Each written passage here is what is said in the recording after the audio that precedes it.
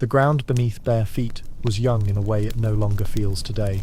Winds still carried the weight of glaciers retreating. Rivers still shifted their beds with restless urgency. Whole valleys rose and sank as ice and meltwater sculpted them, as if the earth itself were sketching, erasing, and sketching again. To step into such a morning meant to be part of this trembling canvas, creatures among creatures, fragile yet embedded into patterns of geology and atmosphere stretching back 1 billion years. Nothing humans touched lasted long, except perhaps the memory of movement itself. Ash from fires taken by rain, footprints hardened into mud, only to crumble, tools left behind and swallowed by moss or dune. And still, some fragments endured, sealed by chance into caves, into layers of sediment, tiny signatures, faint reflections of lives lived under cold stars. We carry these echoes not in words alone, but in the shapes of our bodies, in the deep mechanics of hunger and rest.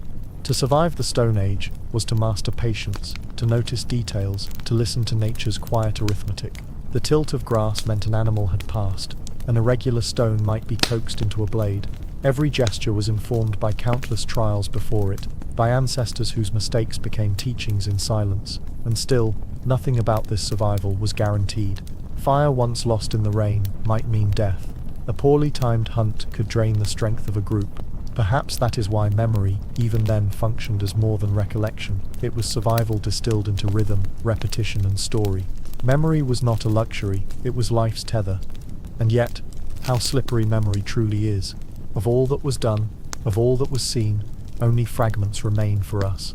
The geologic record keeps no diary of a mother soothing her child. And yet, the question lingers, could the Earth itself, in its layers and cycles, be considered a living memory, when tectonic plates drag seabeds into the mantle? Is this forgetting, or is it a deeper kind of keeping? An archive written in temperatures and isotopic codes far beyond what human minds can grasp. We unearth at most a sliver, yet each sliver hints at worlds much greater. It is tempting to wonder whether the Stone Age, as we call it, is less a period, and more a set of scattered reflections. Fragments visible only as light touching the surface of deep water. Perhaps the real Stone Age still lies hidden far beneath, untouched, waiting, never to be uncovered. There is humility in this thought. Whatever traces we believe are important, paintings, bones, carvings, are but dust against the geologic clock. The Earth's greatest archive is silence itself, a silence that outlasts our measures of time, and in that silence the first human dawn is not gone, not truly. It unfolds each time we imagine it, each time we let memory stretch beyond the borders of history, each time we let our attention soften into curiosity. What would it mean to open our eyes then? What would it mean to live without rushing beyond the sunrise, when time itself was not yet watched, only felt? If we could remember, perhaps we would not see progress as a single arrow, but as breathing, a continual expansion and collapse, a movement no different from tides. The first dawn is still with us. Hidden, it rises in our unrecorded thoughts, in the way we reach for firelight, in the way our bodies dream of shelter. And so the Stone Age hums, not as something gone, but as something inside us, folded into every heartbeat. And yet, if even this much of the beginning can be lost to silence, if even dawn itself can drown in time's erosion, what else might remain hidden, waiting within the quiet stones? And so, we turn to the stones, those quiet companions that have always outlasted us. They are not silent, not really, though their words are slower than we are accustomed to hearing. A stone does not shout, it waits. It tells its story not in sentences but in fractures, in the subtle shift of a sharp edge chipped from its surface.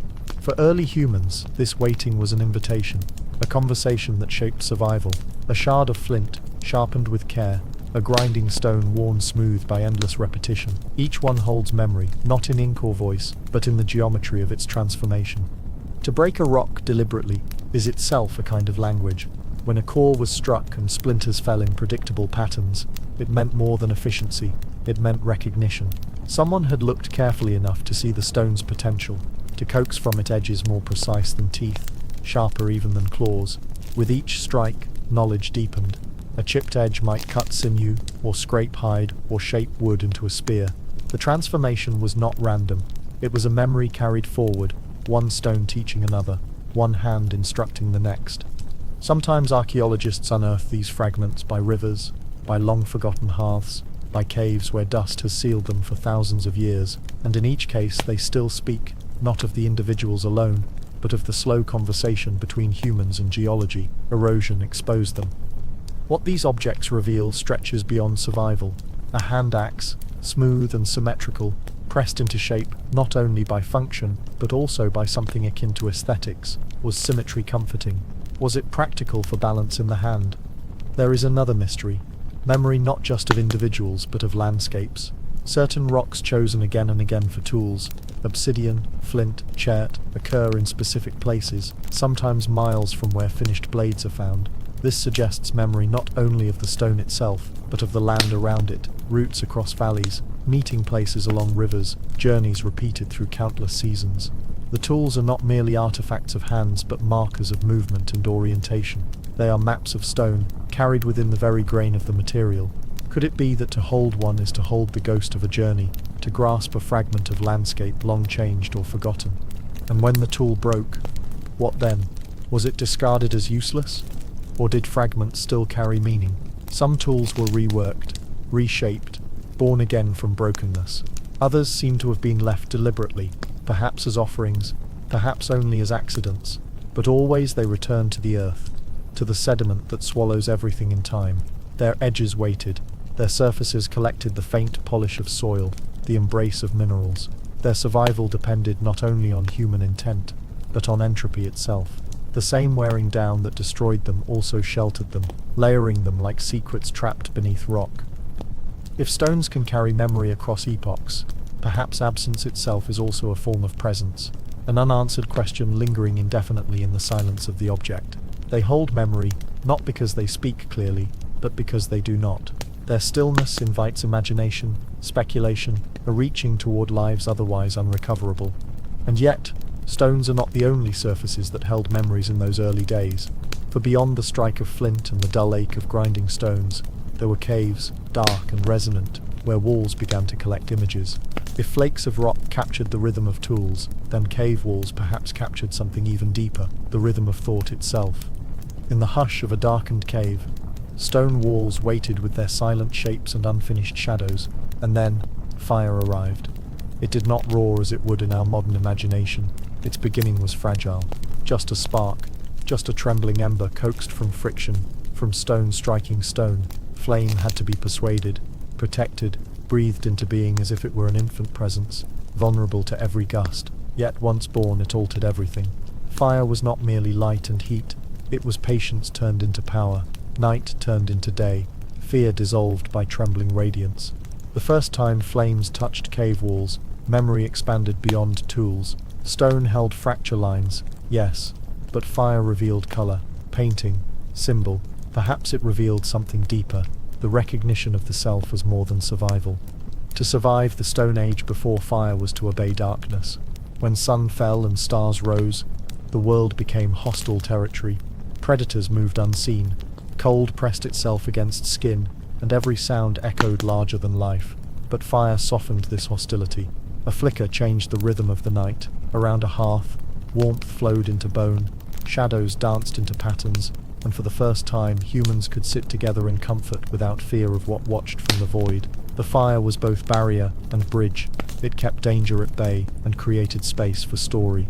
Perhaps here, in crackle and ember, the first myths were spoken, shadows of animals projected onto stone forming preludes to the paintings that would follow. Geology itself played a part in this miracle. Obsidian sparks, striking together, dry wood, awaiting friction, caves cradling the ember where wind could not reach. Even the chemistry of air, the precise balance of oxygen, allowed flames to breathe. It is a reminder that survival was always collaboration, never conquest. Fire was not conquered, it was invited, drawn forth, entered into partnership with people who had no guarantee it would remain. Flame drifted easily back to smoke, to ash, to absence, extinguished. It left only memory, and memory, once again, had to suffice, until another spark could be nurtured. Consider what it meant for the rhythm of time. Before fire, darkness marked an end. After fire, day stretched longer, dream and wakefulness braided together by glowing coals.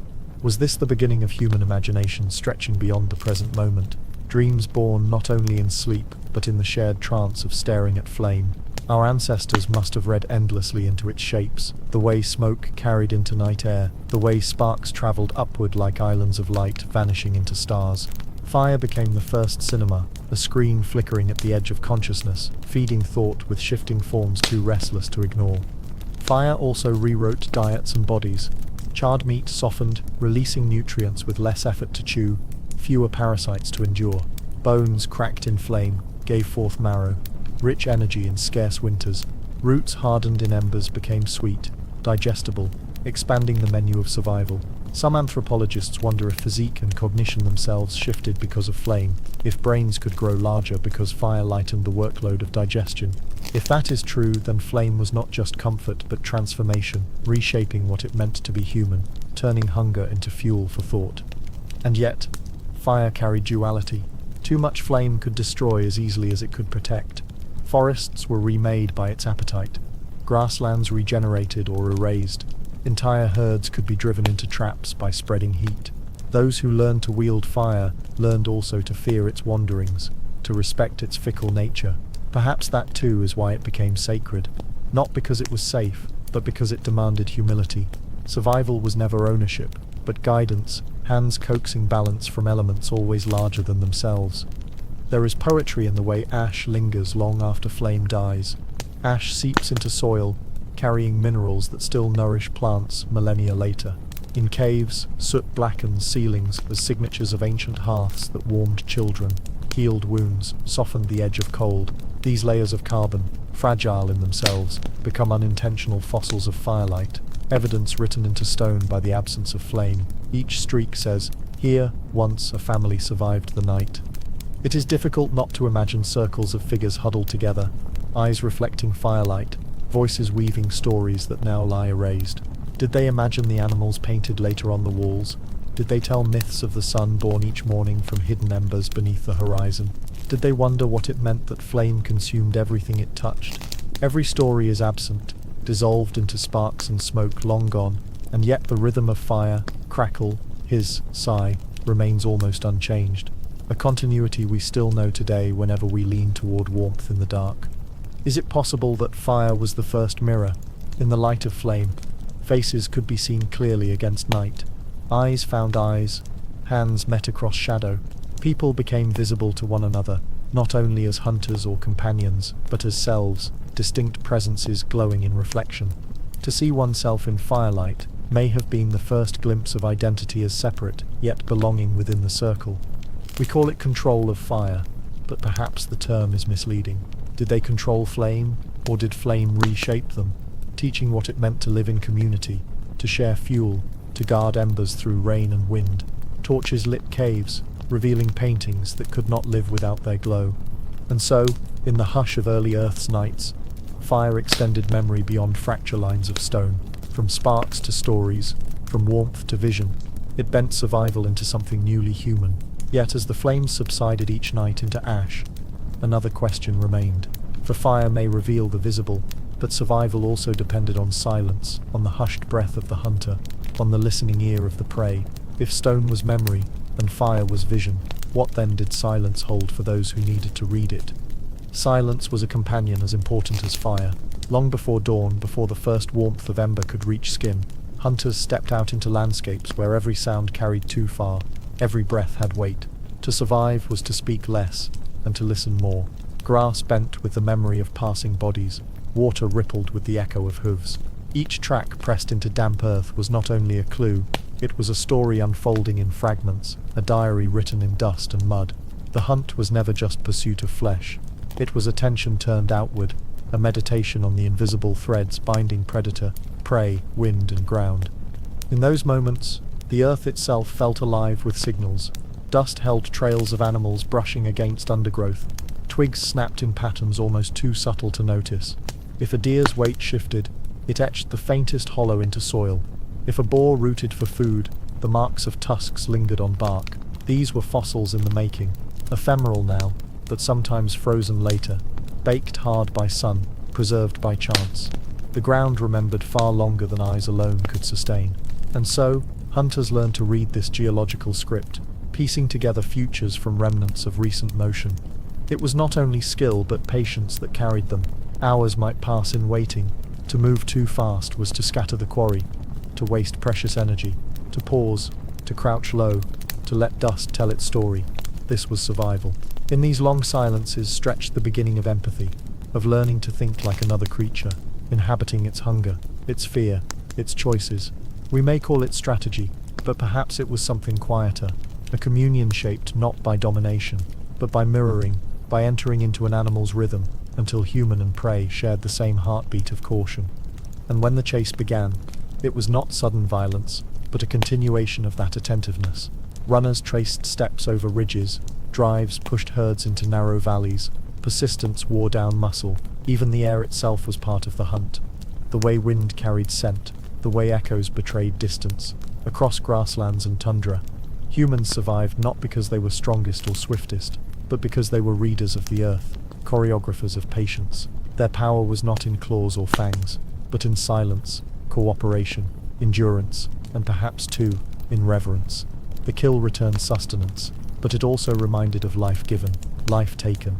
We can still see this in traces of ritual, ochre dusted on bones, careful placement of remains, moments when the hunt was more than transaction.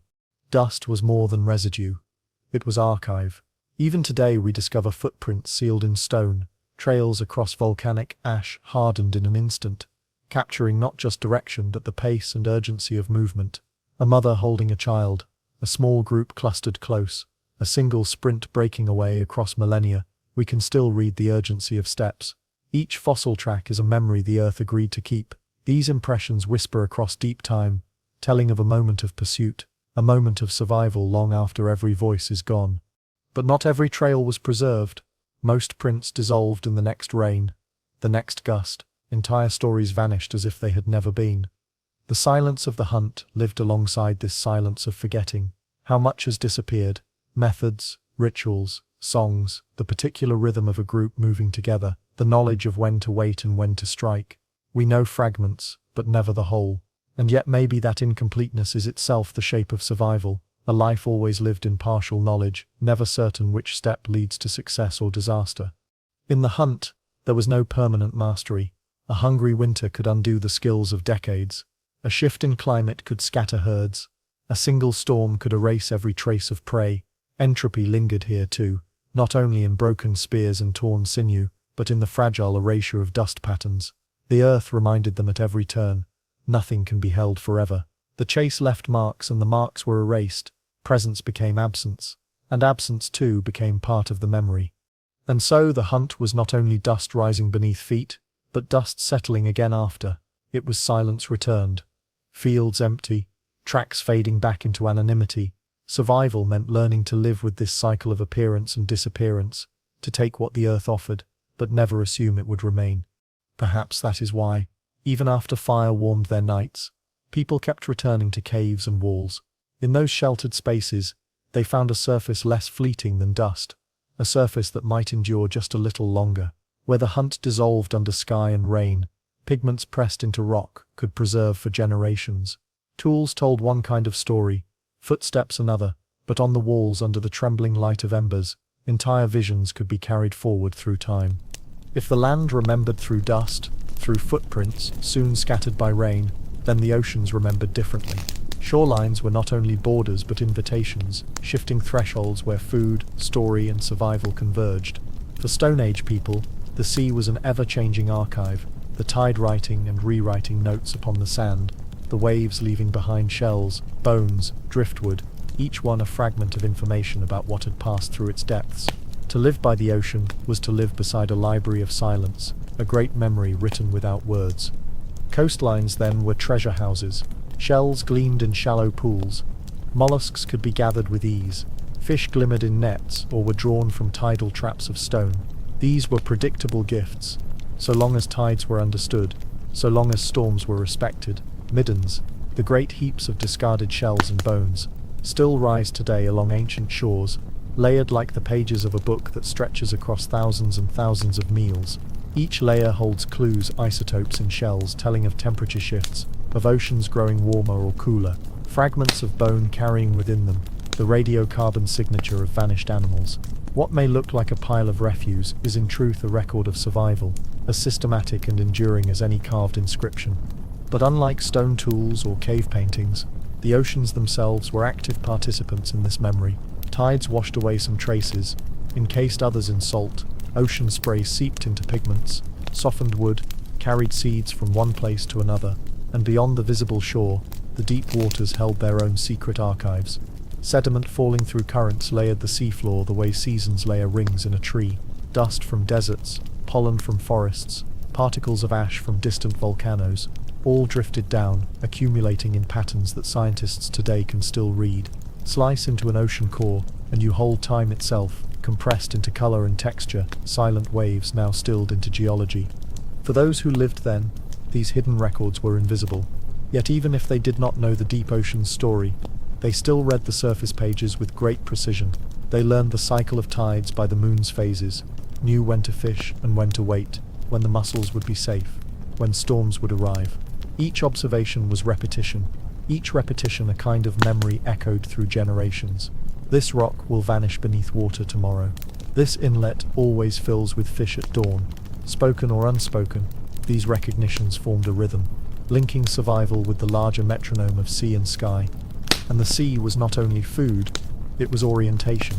Against the horizon's unwavering line, people measured their place in the world. Stars cast reflections upon black water, guiding journeys across bays and estuaries. Islands appeared like stepping stones, suggesting paths further outward.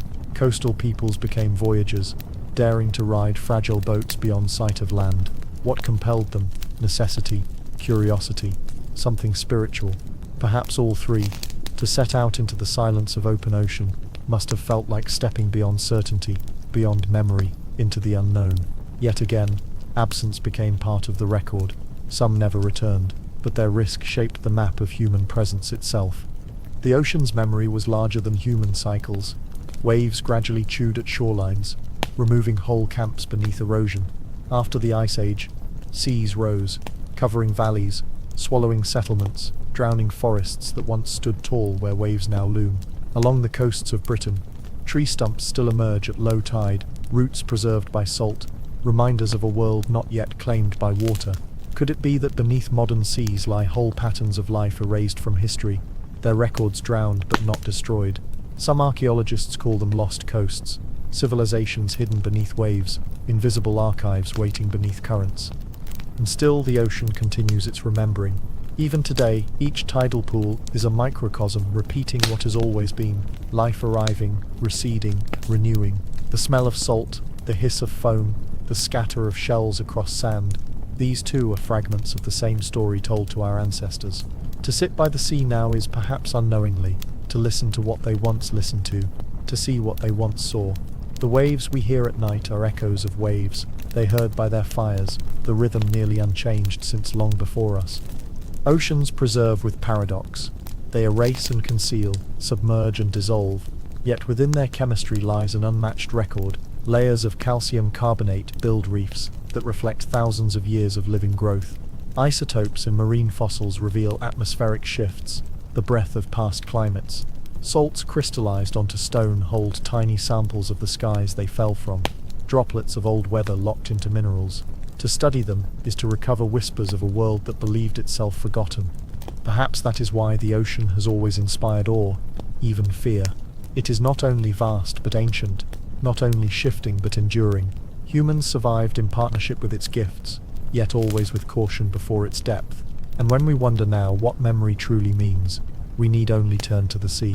For the ocean remembers on scales that both dwarf us and enfold us. Day by day in tides, epoch by epoch in sediment, millennia upon millennia in the slow drift of continents, reshaping where water can reach. And yet, if the oceans can store so much, if every current is an unseen archive, what happens to all that knowledge when waves are in motion, when memory itself is fluid? Perhaps in the crests and troughs, something vital is always being remembered, and always forgotten. If the ocean could remember on a scale of epochs, then the human mind remembered on scales far more delicate. Memory for our ancestors was intimate and alive, but it was also fragile. There were no scrolls to hold their words, no stone inscriptions to carry their stories forward. Instead, their archives were voices, gestures, rhythms tapped into the air at night. around firelight. Patterns of knowledge rippled out in stories repeated again and again, until the repetition itself became as important as the words. But what was not repeated dissolved, and what dissolved was forgotten. And so, forgetting too, shaped survival. To survive the Stone Age was not merely to recall, but to decide what must be recalled, and what could be let go. Each community carried its library, not in walls, not in tools, but in bodies and breath. Songs preserved migrations, directions hidden inside melody. Chants remembered seasons, which plants healed, which roots were poison, which stars to trust when traveling in darkness. And then there were gestures, the cut of a hand shaping flint, the way to set a snare, the rhythm of twisting fibers into rope. Knowledge lived in motion, but each time a gesture ceased, each time a song faded, the knowledge quietly dissolved into absence. How many whole worlds of understanding were erased this way, carried briefly in living minds, then lost? And yet forgetting was not failure. Just as tides sweep away to clear the shore, forgetting left space for new patterns to emerge. Memory without forgetting would only harden, unable to adapt. Lives in the Stone Age demanded flexibility. An animal herd shifted, a climate cooled, a river altered its path.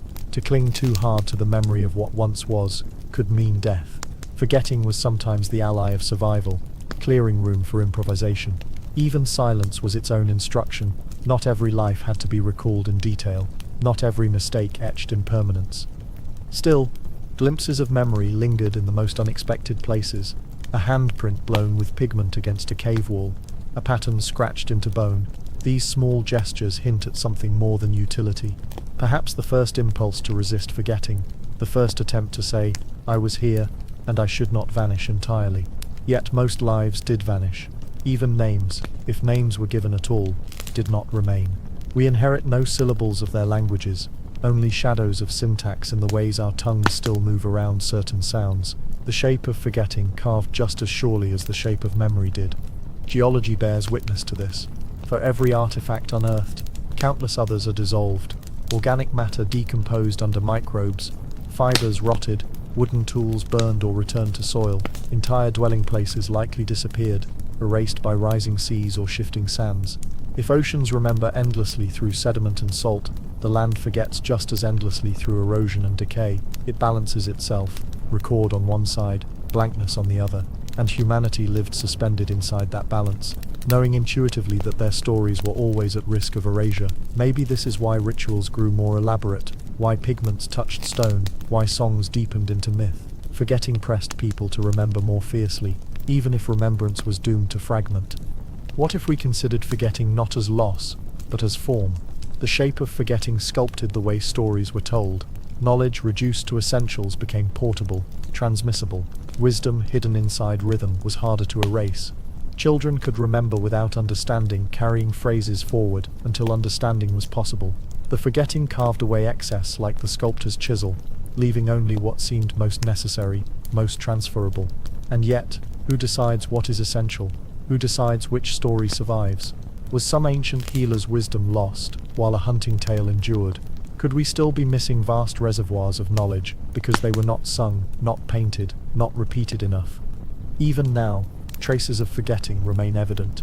Entire cultures of the Stone Age are hidden from us, known only by scattered flints, a handful of ochre beads, faint impressions in rock. Their myths, their humour, their daily words, obliterated. And still, in that obliteration, there is a haunting presence. For forgetting does not leave emptiness alone, it leaves texture. The absence itself tells us something about fragility, about impermanence, about how little permanence truly matters against the deep geologic backdrop. Perhaps forgetting was never an error. Perhaps it was the Earth's way of reminding us that we, like everything else, are temporary. But when fragments endure, when a bone carries cut marks, when fire leaves charcoal in a cave floor, they shine brighter against the background of silence. Each survival is given meaning by the vastness of forgetting that surrounds it. Just as stars are noticed not because they fill the sky, but because they are small lights piercing boundless dark, so too a fossilized footprint gleams more brightly for the millions that vanished. Forgetting gives weight to what remains. And so, in every silence, in every absence, there is an unseen hand shaping what kind of world arrives in the present. Just as people once carried their libraries in song and their archives in breath, So too we carry their absences without knowing it. Our gestures, our speech, our laughter, they echo with forgotten origins, all the things erased, yet still somehow resonant in what is left. For forgetting does not remove entirely, it reshapes, it erodes, it fragments into traces that ripple outward in subtle forms. Perhaps this is what it means to live after them, to dwell not only in the memory of ancestors, but in their forgetting too, to feel the power of what is missing alongside the presence of what is known. And in that balance we recognize the same question that has flowed softly through every chapter: how much survives and how much is erased forever? And yet, beyond memory and forgetting of voices, there were other traces left behind. Traces carried into the soil itself, where bones, pigments, and offerings whispered of a tenderness that outlasted hunger. If stories could vanish, perhaps love itself found ways to endure, in burials, in offerings, in the dust that cradled the departed. When memory faded from tongues, when stories slipped like wind into silence, the earth itself became the final archive. For those who lived and died in the Stone Age, the soil was not just ground beneath their feet, it was also keeper, cradle, witness. Into its layers they lowered their dead. Into its cool embrace they traced rituals of grief, gestures of tenderness that outlasted words. Burials are more than bones, they are messages whispered to time, fragments of devotion folded gently into geology. Archaeologists still uncover these traces in shallow caves and open fields, ochre-dusted skeletons lying as if in quiet sleep. Sometimes beads, shells, or antlers accompany the body, as though survival alone were not enough. The departed needed beauty, needed symbols to light the way into the silence beyond. Was this the first sign that humans looked past mere survival and toward meaning? To bury someone was to acknowledge absence, but also presence.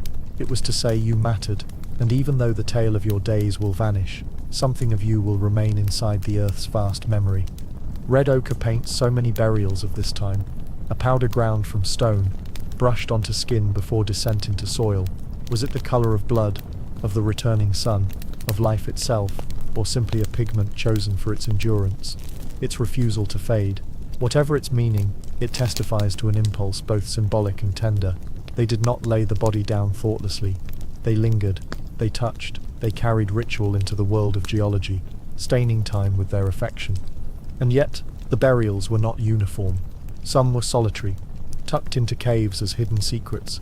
Others were clustered, whole families placed close together, as if the bond of kinship stretched beyond breath.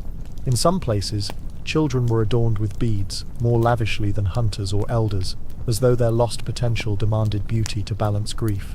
Could this reveal that love itself already shaped choices as strongly as hunger did? The earth remembers not only the bodies it swallowed, but the gestures wrapped around them, gestures of love layered into soil. The ground that preserved them was never neutral. Geological chance determined survival of these traces. Acidic soils dissolved bones. Shifting rivers carried them away. But in rare cases, caves, cold earth, mineral-rich sediment, bones lingered, artifacts endured. Here again, forgetting and remembering danced together. Countless burials vanished entirely. The few that remained are like echoes across a canyon, faint, partial, but enough to spark wonder in us thousands of years later.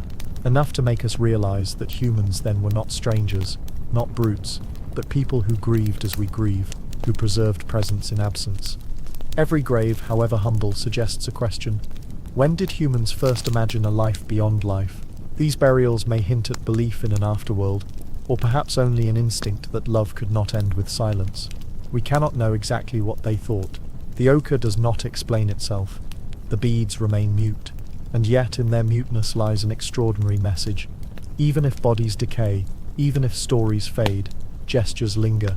A string of shells becomes a whisper carried forward, an unbroken thread of tenderness across millennia. Bones themselves speak in another language. Softer but scientific, isotopes embedded in them reveal diets, regions, and even migrations. Strontium markers tell of rivers crossed, landscapes traversed over a lifetime, weaving back the journeys of people long gone. In this way, Earth not only preserves the dead, but encodes their stories into chemistry. Even if myths were lost, the isotopic script remains, traced cell by cell, an accidental library. The soil forgets voices, but keeps the fingerprints of movement, holding them steady until we are ready to read. And perhaps this is what makes the grave so haunting. the combination of tenderness and chance. Each preserved burial is both deliberate offering and geological accident. Had rains fallen harder, had the soil been thinner, the message might have been erased forever. Those that endure are invitations, asking us to wonder about the countless others lost, about the almost infinite tenderness we will never see, the grief dissolved entirely into dust. But maybe we carry fragments of it still. Our instinct to bury, to leave flowers, to mark graves with stone, these are continuations of ancient impulses. We send our dead back into the earth, not only out of necessity, but out of memory, out of hope that the ground can keep what we cannot.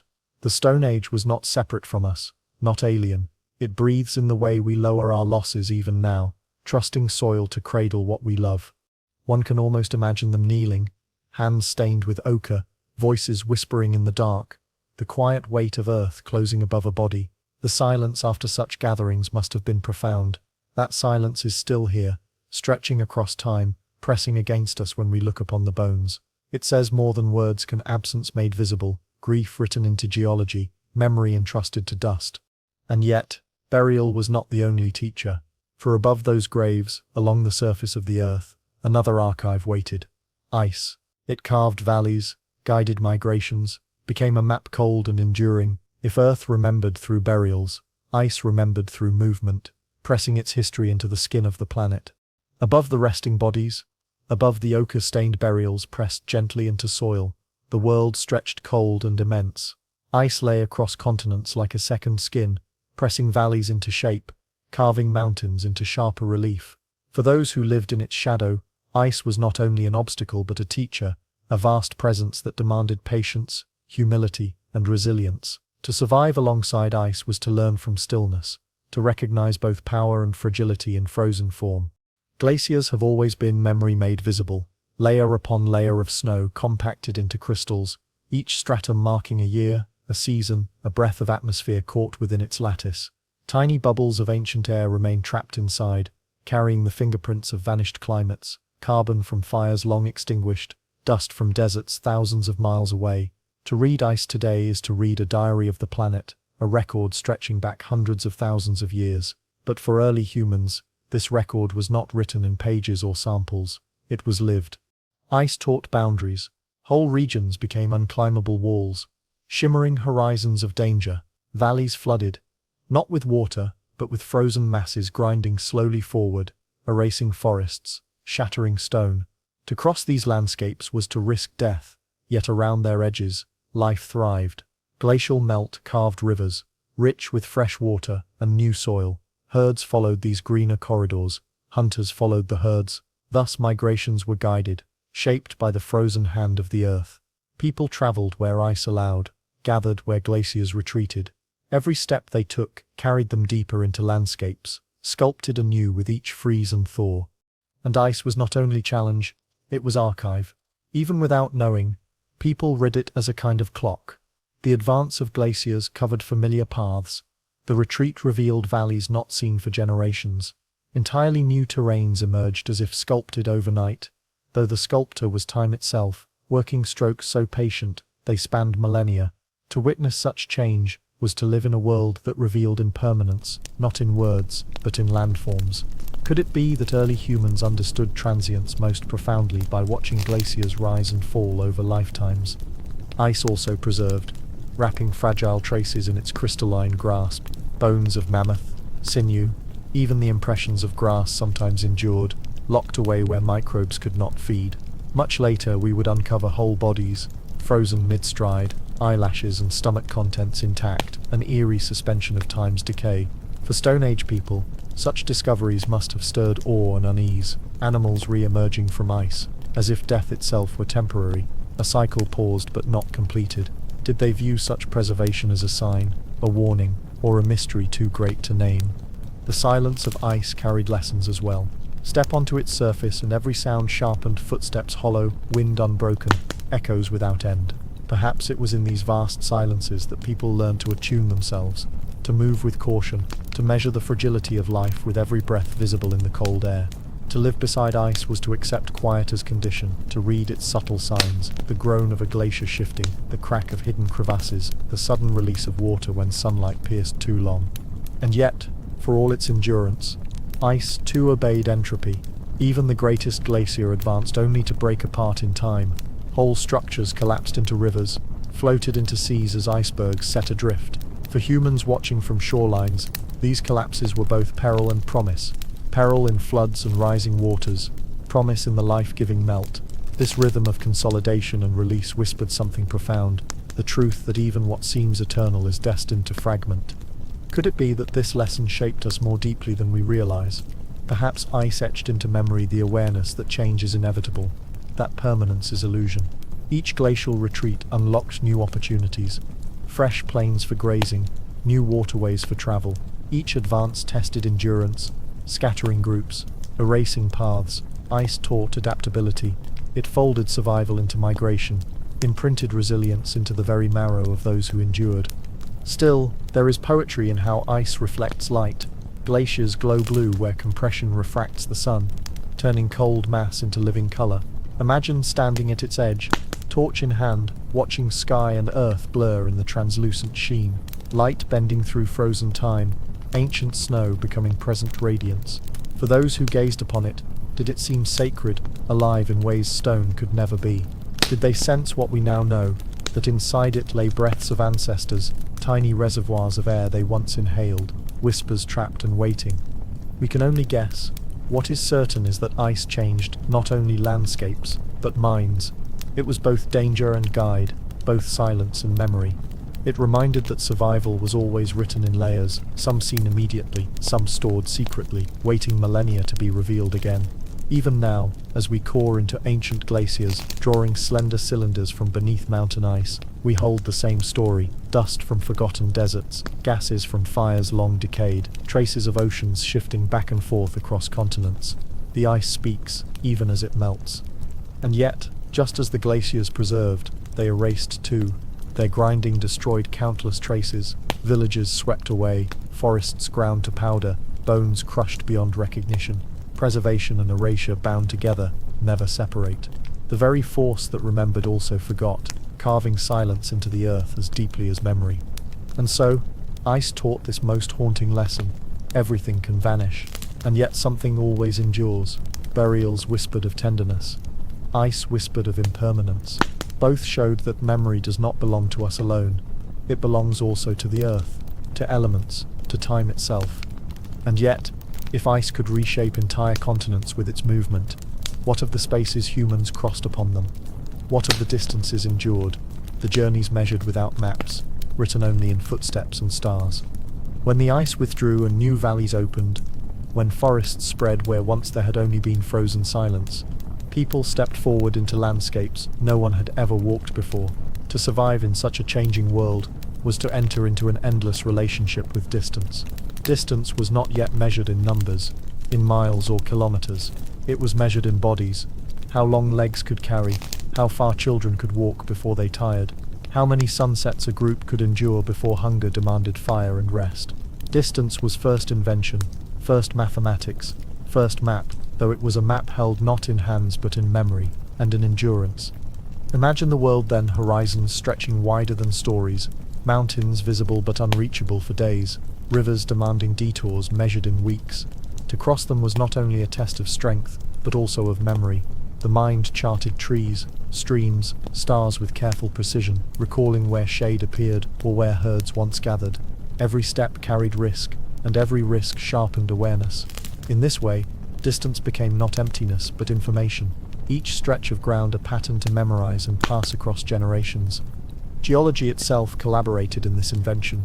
Volcanic ridges and folded mountains divided regions like lines on a page.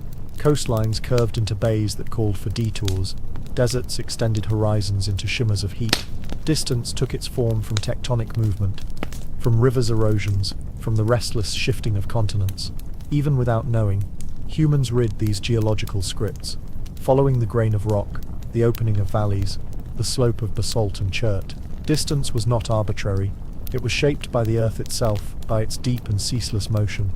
In learning distance, people also learned cooperation.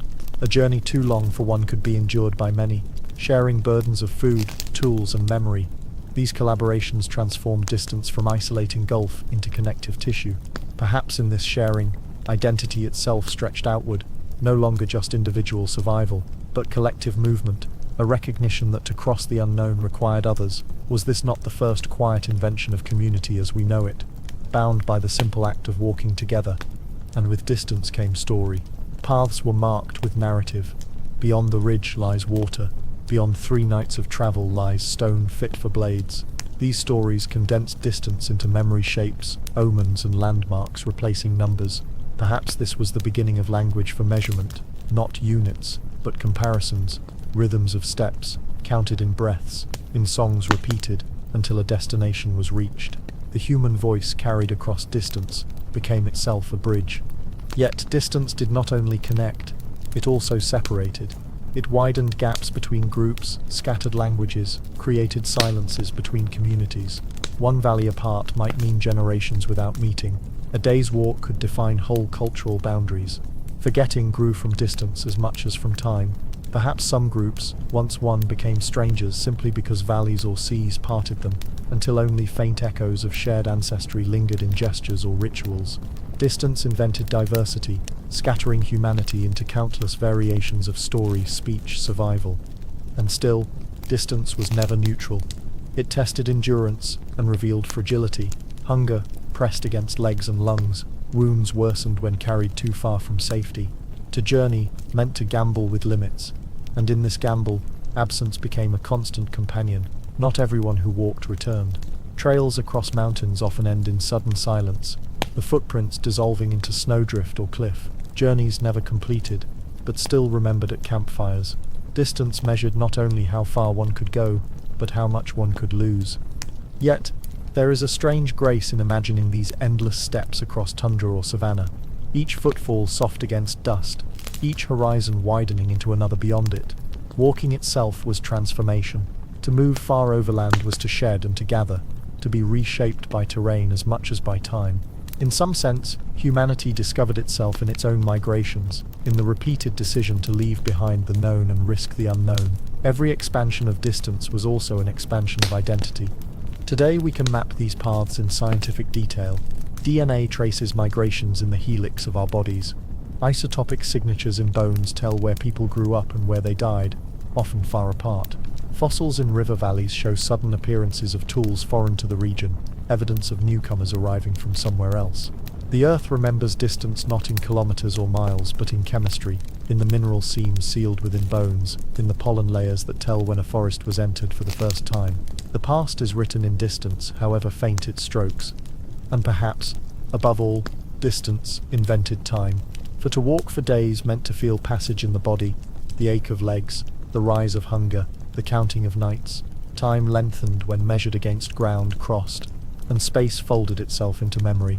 A single mountain could become a century when passed down in stories. Your grandfather walked there once. Children grew where parents began their journeys. Grandparents rested where children first arrived. Distance was inheritance, shaping not only where one lived, but who one believed oneself to be.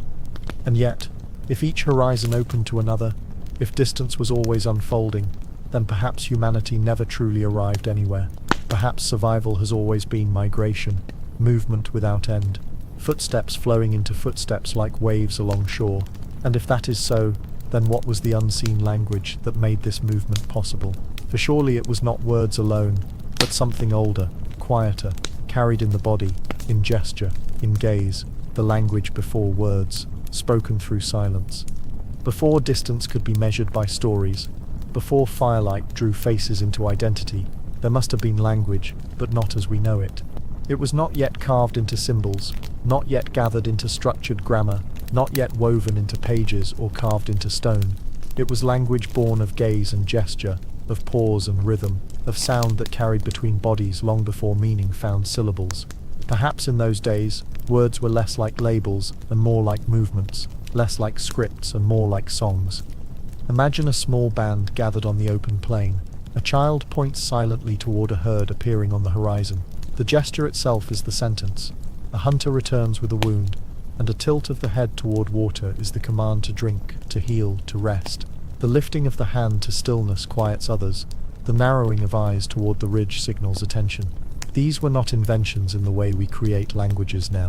They were continuations of instinct, extended carefully by trust and memory into something more, an unspoken agreement that gesture could carry thought across the space between minds.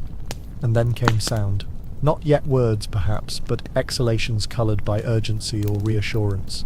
A low hum to soothe an infant, a sharp click to warn of unseen danger, a rhythmic chant during walking, so the pace might be shared, the distance lessened. These were not empty noises, but vessels filled with intention, and over time the vessels hardened into familiar shapes, tones repeated until association grew. Perhaps one call became the call for water, another the signal for food, another the sign of fire, meaning condensed gradually, like dew forming on grass at dawn. Science offers whispers of this hidden past. Our anatomy carries clues, the shape of the vocal tract, the angle of the hyoid bone, the refinement of hearing tuned not only to environmental sounds, but to the subtleties of pitch and rhythm.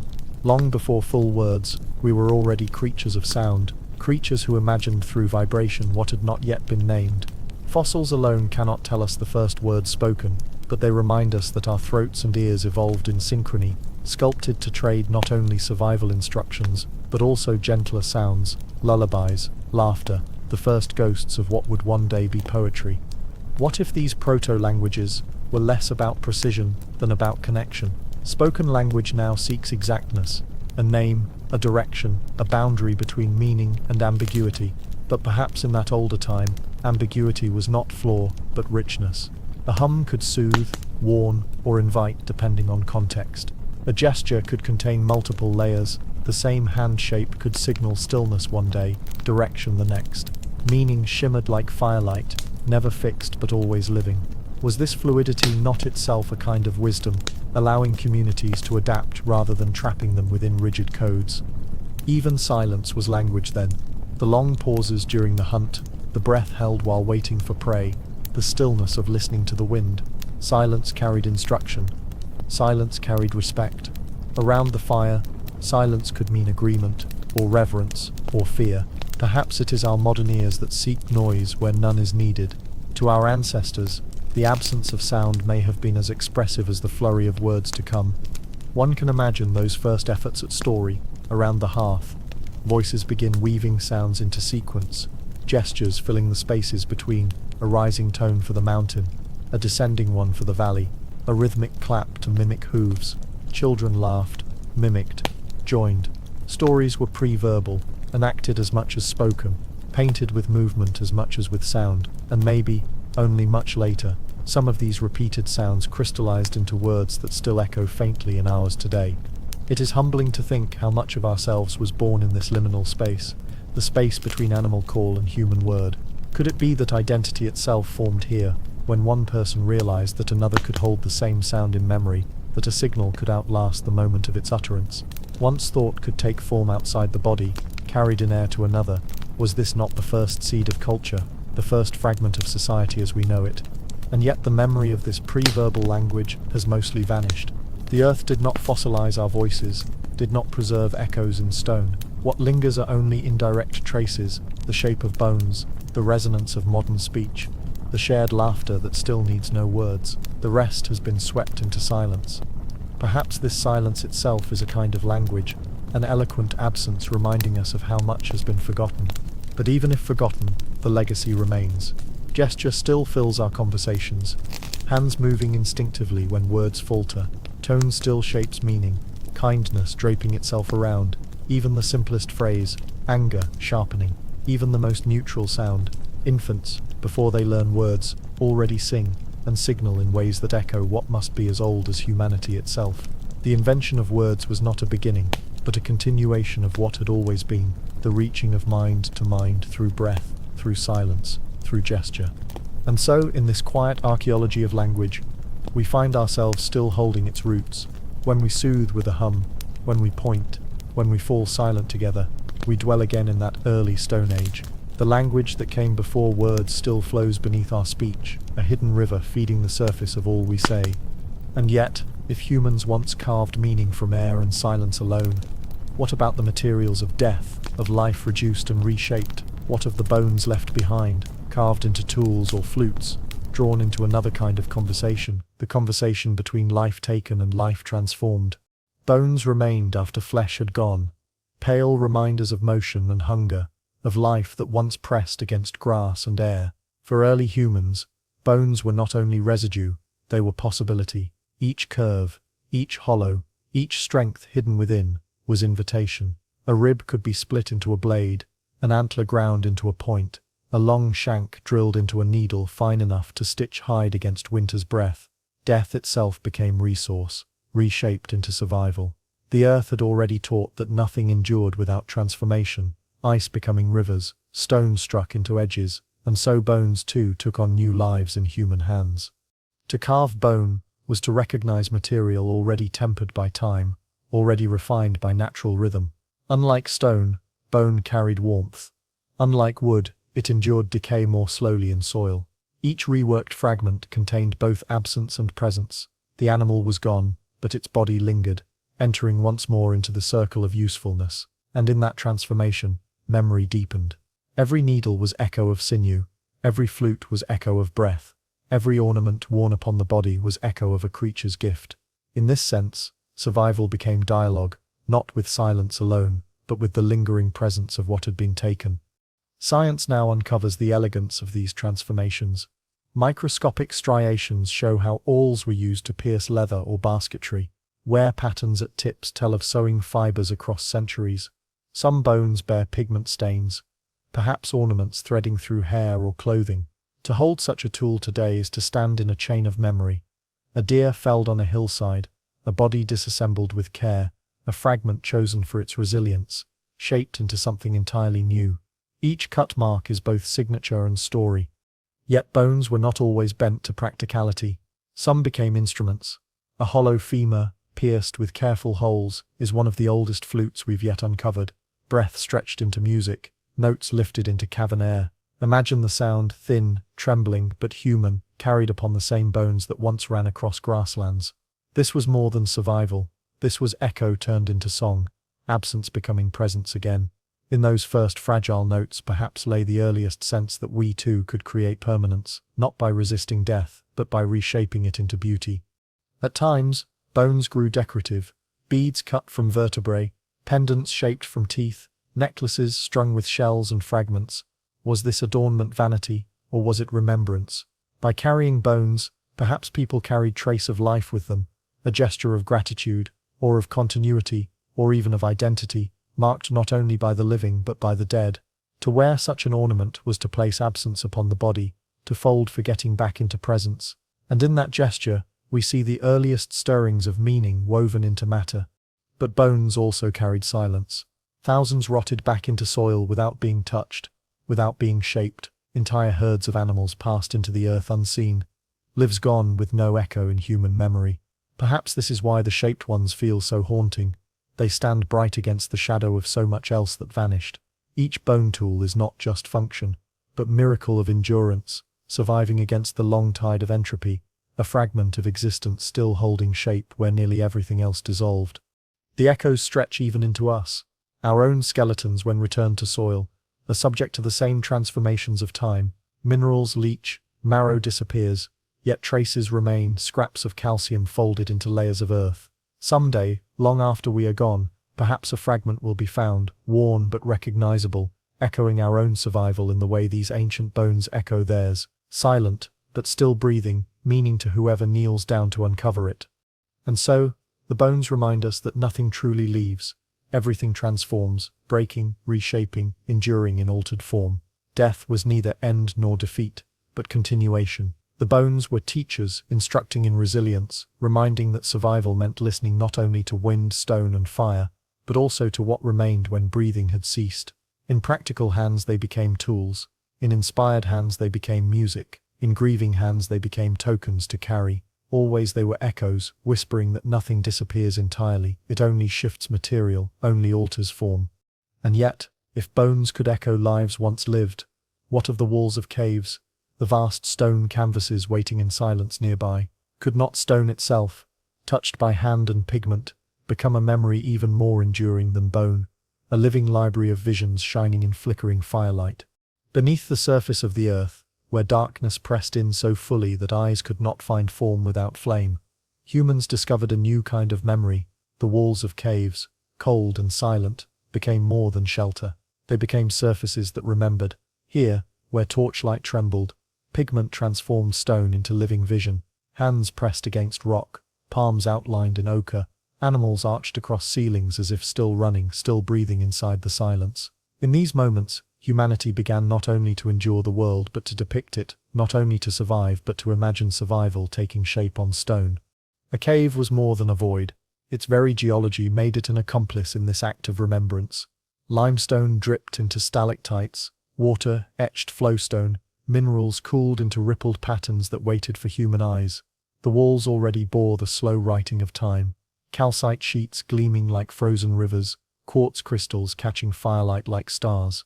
To paint upon such a wall was to join a much larger frame of memory, to inscribe one's own fleeting vision into the canvas already authored by the earth. Perhaps this was part of its power, the sense that their gestures became layered into time's deeper archive, folded into geological processes that far outlasted breath. And so they painted, not randomly, but with purpose. Bison, aurochs, horses, red deer, shapes familiar from hunts and migrations.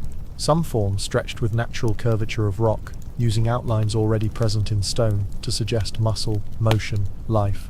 Fingers traced lines, pigments were blown through reeds, shades were layered to give bodies a weight that even flickering light could not erase. Painted in silence, lit by flame, these animals leapt against shadow, alive in ways bone and tool could not capture. But why? Was it mere record? A way of teaching the young which creatures roamed? Was it ritual? A spell cast in pigment to ensure the hunt succeeded? Or was it art for its own sake, an early answer to the question, how might we speak of what cannot be spoken? Whatever its purpose, the fact remains, these walls were touched with meaning, and meaning endured, where dust erased footprints, where ice eroded valleys, where bones dissolved into soil, the cave walls remembered. Even handprints themselves are haunting reminders. Dozens of palms, outlined in negative, linesome chambers, fingers splayed as if to say I was here, we existed, we touched. Each hand is both personal and communal, both individual flame and collective fire, layered one atop another across centuries. If voices vanish in the silence of forgetting, these hands refuse to vanish, pressed onto geology as echoes of intimate presence. They are not anonymous to us. They feel specific, as though the warmth of the hand still lingers beneath the ochre. The complexity extends further. Some caves reveal dots, lattices, abstract signs repeated across regions. Could these symbols have been proto-writing, an early catalogue of time, a calendar, a code, or were they simply patterns for beauty, meant to intensify the trance of flickering flame? We cannot know, and perhaps this is part of their resonance. They resist our attempts at mastery, whispering instead of meaning half opened, half withheld. Like the ocean, like ice, they guard both presence and absence at once. Still, science allows us to see the collaboration behind them. Pigments ground from iron oxides, manganese, charcoal, binders taken from fat blood, egg, fingers dipped, brushes of hair or moss applied. Firelight revealed and concealed at once, animating animals as shadows moved. Some scholars suggest singers or musicians accompanied the painting, sound echoing through stone chambers, voices bouncing in resonance that we can still test today. To paint here may not have been a solitary task. It was performance, memory enacted collectively. The walls became both archive and stage, carrying sight and sound into the future alike. And how long they have waited. Tens of thousands of years later, we step in with lamps and cameras, our own shadows joining those first flames. The pigments persist, because mineral and darkness preserve them. In some places, calcite layers have covered images, sealing them as though the earth itself was determined to protect its inherited visions. What we see now is not only what they saw, but what survived forgetting against all odds. Strokes from hands that believed in continuity, even as silence pressed close around them. Could this be the deepest meaning? That humans, facing erasure each day, sought surfaces that might remember longer than flesh and breath. The cave wall was canvas and time capsule, holding something we still recognize. The urge to leave behind, the ache to not vanish completely. In that sense, the paintings are less about animals or hands, and more about continuity, about standing in defiance of entropy, even while knowing entropy would ultimately win. Perhaps that is why the caves feel so still, even now. We enter them and feel time slow, as if in respect for the silence guarded inside. The ochre is mute, the cows and horses unmoving, yet we come away changed, as though we brushed against minds reaching across 40,000 years.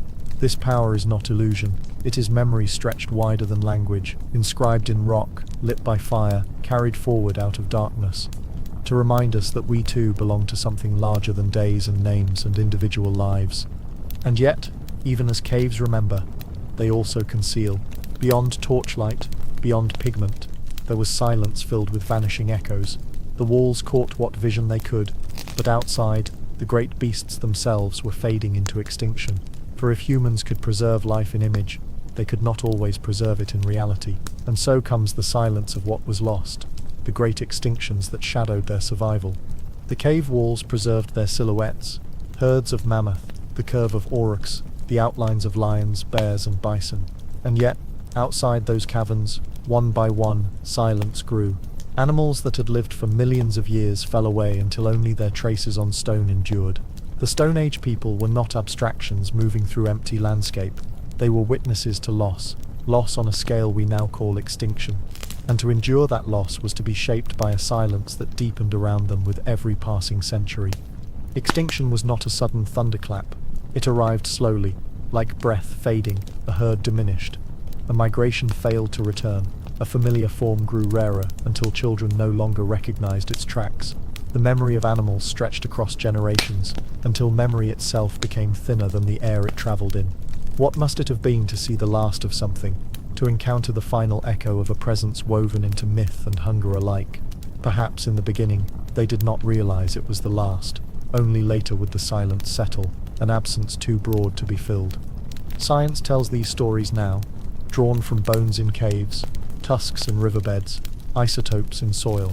We know the steppe bison receded, the mammoth retreated northward, until ice and human persistence erased them. Cave lions, towering bears, saber-toothed cats, all written in fossil rather than in flesh. Each of these animals carried entire ecosystems upon their backs. Their vanishing altered landscapes, shifted the balance of grass and forest, prey and predator. The silence of extinction was not absence alone, it was transformation at every level, biology folding into geology, breath returned into dust. And yet humanity endured, adapting with each loss. When mammoths grew scarce, reindeer filled the gap. When giant deer disappeared, smaller game became more central. People shifted diets, tools, and movements. But how much grief accompanied these adaptations? Did ancient hunters carry memory of animals no longer there, telling stories of their size, their strength, their gift of meat and hide? Or did silence simply erase them swiftly, necessity dulling nostalgia? We cannot know. We only see echoes in paintings that linger long after herds are gone, echoes that suggest love mixed with respect, mixed also with dependence. Perhaps extinction itself deepened reverence. To paint the bison again and again upon cave walls was to resist its fading, to inscribe its presence where breath could no longer guarantee it. These images were acts of remembrance, fragile revolts against erasure. Where the land grew empty, the walls grew full. Survival meant not only adapting physically, but also imaginatively, keeping memory alive even as silence threatened to consume it. But in those long nights, extinction must also have been a teacher. It revealed, with a quiet finality, that nothing was guaranteed. Even the strongest predator, even the mightiest herbivore, was vulnerable to the slow convergence of hunger, climate, and human pursuit. To witness extinction was to learn humility, to see that life's abundance could collapse into absence. That lesson lingers with us still, whether or not we hear it. Extinction is a silence that does not end. Its stillness only thickens with time. And yet, silence is not total. Fossils endure in rock, ivory endures in frozen soil, DNA lingers in strands of marrow preserved by chance. We find these fragments and turn them into story again. The mammoth's hair tells of climate, the lion's claws of territory, the isotopes of vanished migration. The silence of extinction is vast, but it is never absolute. The earth remembers even as it forgets, holding in mineral whispers the biographies of creatures long vanished. We sit now, tens of thousands of years later, still haunted by those losses. We imagine those painted herds moving again, under flicker of firelight, and we realize that the silence we inherit is itself a kind of presence. We feel absence more strongly for what little remains. The caves, the bones, the beads, they are surrounded on all sides by the uncountable things that vanished forever. And perhaps that is the lesson of extinction, that it exists inside us as both fear and awe. Fear, because it warns of fragility. Awe, because it teaches us to notice what we have while it is still here. Our ancestors lived through an age of vanishing giants, and they carried this truth into myth, into story, into reverence. Even as the world emptied, it filled again with memory, with resilience, with the knowledge that silence itself holds meaning. And yet, if extinction carved such silences, if loss reshaped entire worlds, what about the beginnings of change in the opposite direction? What about the first fragile attempts not just to gather, to hunt, but to grow, to keep seeds, to imagine futures sprouting where there was once only passing chance? Out of the long silence of extinctions, something new stirred. For countless generations, survival had depended on movement, on pursuit, on the fragile exchange between predator and prey. But slowly, almost imperceptibly, another rhythm began to touch human lives. Seeds, small, fragile, easily overlooked, offered a different way forward. When scattered, they did not vanish. When cared for, they became more than food in the present moment. They promised a tomorrow, and in that promise began the faint outlines of change, the slow reshaping of what it meant to live upon the earth. The first experiments may not have been deliberate. The seed dropped near a dwelling sprouted the following season. A discarded husk grew into stalks, visible months later. Someone must have noticed. Someone must have lingered before this simple miracle, and sensed, however faintly, that survival need not come only from moving outward, but also from remaining still, from coaxing the land to give again in the same place. This was not yet agriculture, as we know it. It was patience, a listening to cycles, a willingness to wait. Geology, too, prepared the ground. Glacial retreats left valleys rich in silt, soils freshly ground by ice and stone. Seasonal floods replenished nutrients, rivers laid down loam that carried hidden fertility. Seeds found these places ready, as if the land itself invited cultivation. Humans were not inventors in isolation. They were collaborators with soil, with climate, with the restless work of erosion and renewal. Archaeological traces of these early steps are faint, but they whisper. Pollen grains locked in sediment reveal sudden increases of grasses tied to human presence. Grinding stones, worn with use, tell of cereal grains collected again and again, no longer accident but habit. Domesticated varieties leave isotopic signatures distinct from wild ancestors. These are the quiet records, the shadows of hands learning not only to take but to tend. To plant a seed is an act of faith, and perhaps that is why it felt so momentous. Unlike the immediacy of the hunt, where reward was measured in hours, seeds required waiting, seasons, cycles, uncertainties. Planting meant believing in a future, believing that one's labor would feed not only the planter, but the children to come. In this way, seeds altered time. They stretched imagination forward, away from the narrow present of hunger, into a horizon where patience could bear fruit. And maybe, this was among humanity's first direct challenges to forgetting itself. For seeds demanded rhythm, demanded memory of when to plant, when to water, when to harvest. The body alone could not contain this knowledge. Communities had to remember together, generations repeating patterns across centuries. The land became timing device, seasons became measures, and human minds began to live increasingly in cycles rather than in endless migrations. But how much was lost in this turning? Movement gave way slowly to settlement. Wild knowledge of sprawling ranges contracted into intimate familiarity with soil. The language of tracks and tides, of distant horizons, risked being exchanged for the language of planting and waiting. Was something surrendered, even as something else was gained? When fields grew, landscapes narrowed, and so too did identity. Survival no longer depended entirely on the vast unknown, but increasingly on the fragile patch of ground underfoot. And yet there was beauty in this as well. Seeds gathered near hearths meant children could survive winters with less hunger. Fields tended together wove communities into bonds thicker than migration alone. Rituals began to anchor themselves around planting and harvest. The turning of soil became not only labor but story, myth, expression of gratitude. Hands that once chased animals now gently covered seeds. Reverence shifted from arrow to earth. Still, the earth reminded them of impermanence. Floods could wash away crops. Droughts could wither stalks. Locusts could strip fields bare. Agriculture was never certainty, only another bet against entropy. And yet, even when entire harvests failed, the memory endured. Try again, plant again. wait again. In this way, seeds stitched resilience into life as much as tools or fire ever did. Perhaps, in a sense, seeds were the first true mirrors of human nature. Small, fragile, carried in silence, yet able to become forests. They echoed what humans were learning about themselves, that frail beginnings, nurtured with care, could alter the shape of entire worlds. From seeds grew not just food but permanence, not just survival but culture. And still, questions remain. Was this shift driven primarily by hunger or by imagination? Did people plant seeds only to fill their bellies, or also to feel the wonder of coaxing life into being? Could it be that beneath the hands covering seeds in soil lingered a feeling closer to awe than to calculation? The awe of watching absence transformed into abundance by nothing more than time and trust. The seeds carried change forward into every story we tell of ourselves. They promised a tomorrow, even if tomorrow was uncertain. That promise weighed heavily upon every future that followed. And yet, if seeds taught humans to look forward, to mark time and the rhythms of growth and return, what then of the sky above them, the endless cycles of stars and constellations that held another kind of memory, another kind of map? Even as seeds tied people to the soil, the sky kept pulling their gaze outward and upward. The ground gave nourishment, but the heavens gave orientation.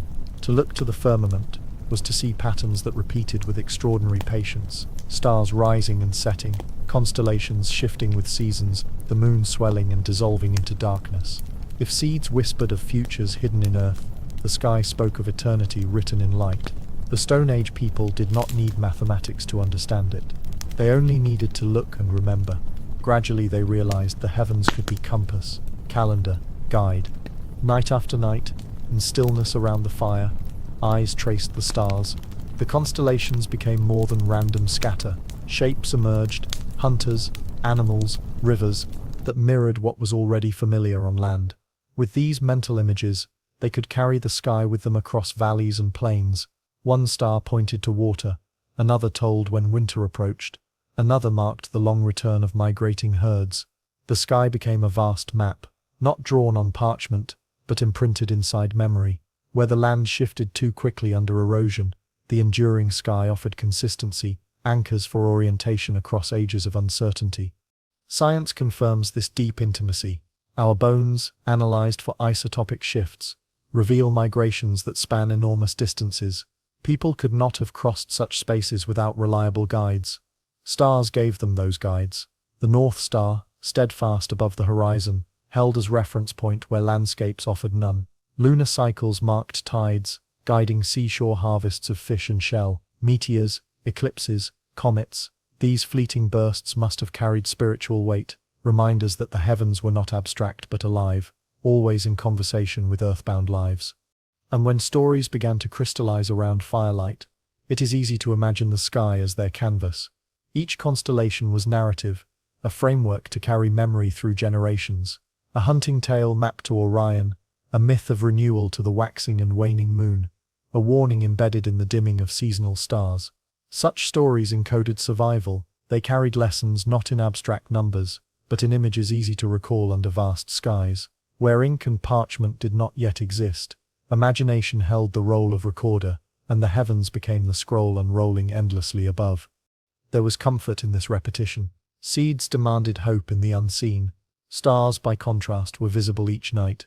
Their return gave reassurance that patterns could be trusted, that cycles would come again. Perhaps this too altered perception of time.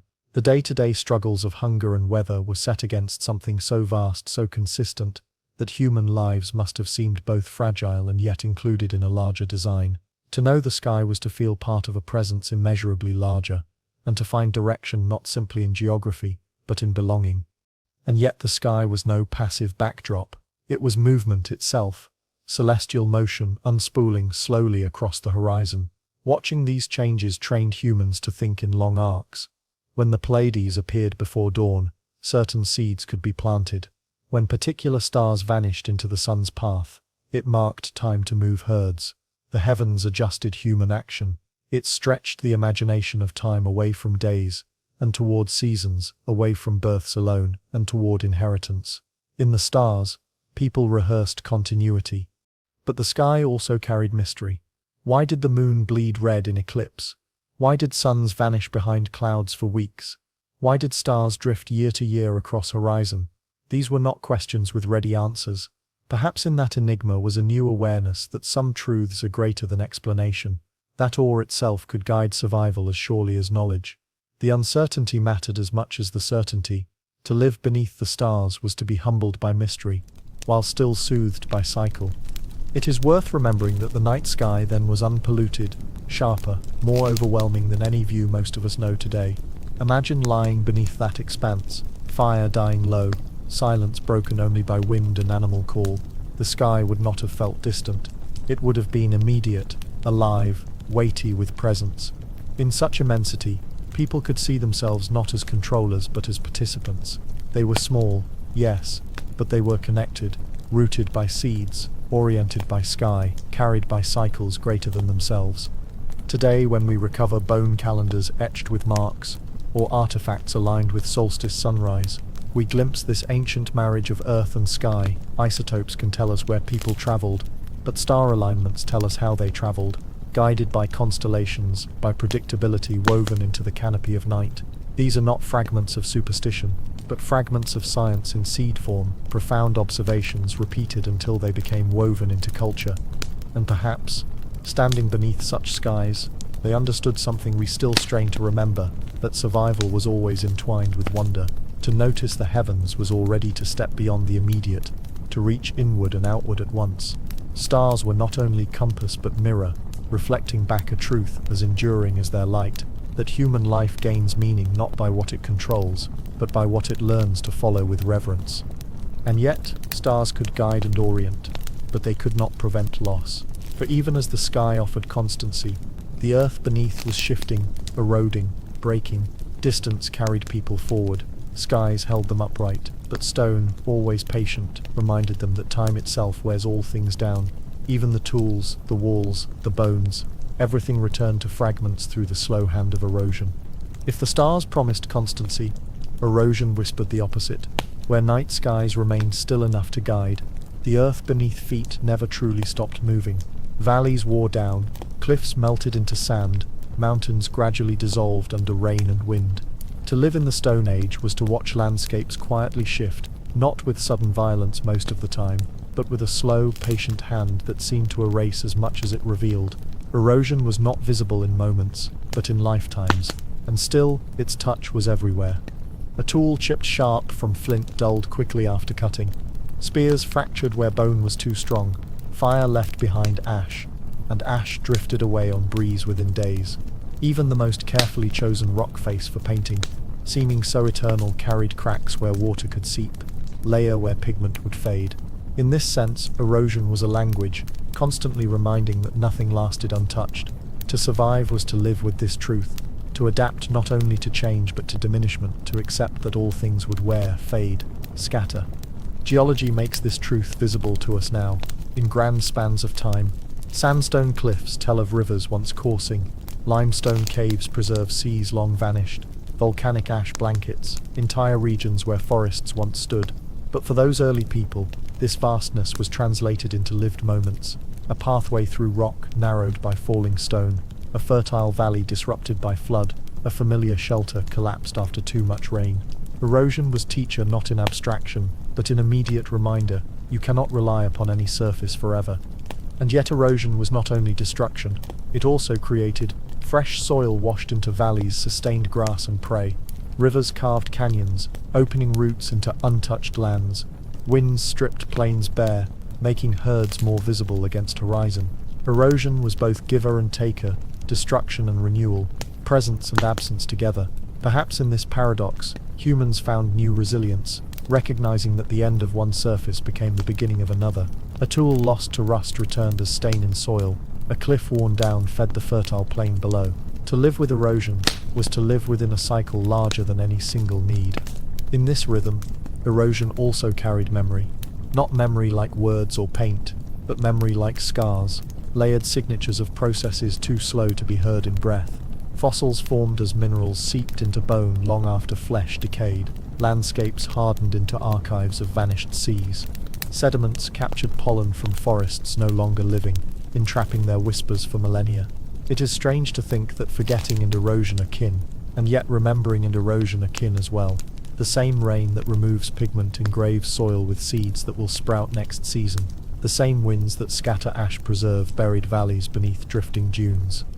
For Stone Age eyes, erosion may have resembled the work of unseen spirits, shapes shifting without human hand, cliffs slowly disintegrating without obvious cause. Did they see gods in rivers carving their way through granite, or did they accept it simply as the patient background of survival? Perhaps they did not distinguish between destruction and creation, but embraced both as the given condition of the world, that everything vanished eventually, and everything returned in another guise. There is humility embedded in erosion's lesson. You may sharpen the flint, but it dulls. You may mark the cave, but pigments fade. You may build with branch and hide, but storms dismantle. Nothing stays as you leave it, and yet this impermanence is not cruelty, it is continuity. It ensures that nothing holds forever, but nothing is truly lost, either. Particles of stone become soil. Fragments of soil grow food. Food becomes flesh. Flesh returns again to soil. Forgetting, erosion, survival, threads woven inseparably into the same endless fabric. Perhaps that is why erosion feels so hauntingly familiar to us. We live it not only in the world around us, but in ourselves. Our own skin wears, our own memories fade, our bones too will dissolve into earth. Erosion is not distant geology alone, it is the intimate principle of living matter. To watch cliffs crumble is to watch oneself, stretched across a longer scale. The earth and the body share one fate, wearing down into essence, transforming into something else. And so erosion carved beneath every story of the Stone Age, quiet as breath, patient as centuries. It reshaped memory, landscape, and tool alike. It was the touch that taught humility, the reminder that endurance comes not from permanence, but from adapting to impermanence. And yet, even as erosion dissolved cliffs and scattered tools, there existed places of growth and shelter, vast green worlds where stories gathered beneath leaves. If erosion was lesson in wearing away, then forests were lesson in shelter and renewal, a richness waiting just beyond the plain.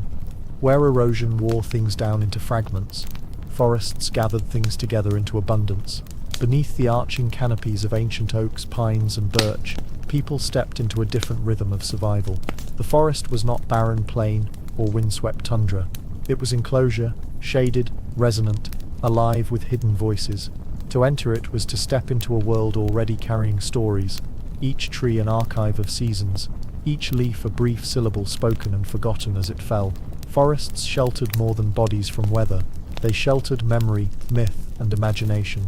For Stone Age people, the forest was pantry, pharmacy, sanctuary. Bark curled into baskets, leaves became coverings for cooking, roots filled stomachs in lean months, insects hummed life into cycles, mushrooms traced the hidden logic of decay beneath soil. But usefulness alone cannot explain the intimacy. To live among trees was also to feel presence, something larger and older, something that had been growing long before footsteps arrived, and would continue long after they had passed. Trees taught scale in a way cliffs or mountains could not. Because trees were not immovable, they were living neighbors, companions witnessed year after year, season after season. Geology carved the backdrop, but forests brought immediacy. Rings hidden inside trunks preserved droughts and floods. Tall canopies folded climate into shade that guided migrations of deer and birds. Even if people could not see these rings, they felt the cyclicity, buds returning each spring, branches forked wider each decade, the sudden collapse of an old tree opening space for new light. Forests embodied time made visible in growth, rather than in erosion. Unlike the dissolving of cliffs, trees offered expansion before disappearance. They taught that forgetting could also mean renewal. Voices, too, transformed under canopy. Fire crackled more softly here, smoke climbing slowly into leaves before dispersing. Songs carried differently, echoes darting between trunks like ghosts. Perhaps myths themselves were born from this acoustic intimacy. Stories woven to match the shifting dimness, the rustle of branches at night, the sudden cry of nocturnal predators. Forests were dreamscapes, shaping imagination, not only through sight, but through sound. What could not be painted on cave walls could be told beneath leaves, narrated by the forest itself as wind filled the role of accompanying voice.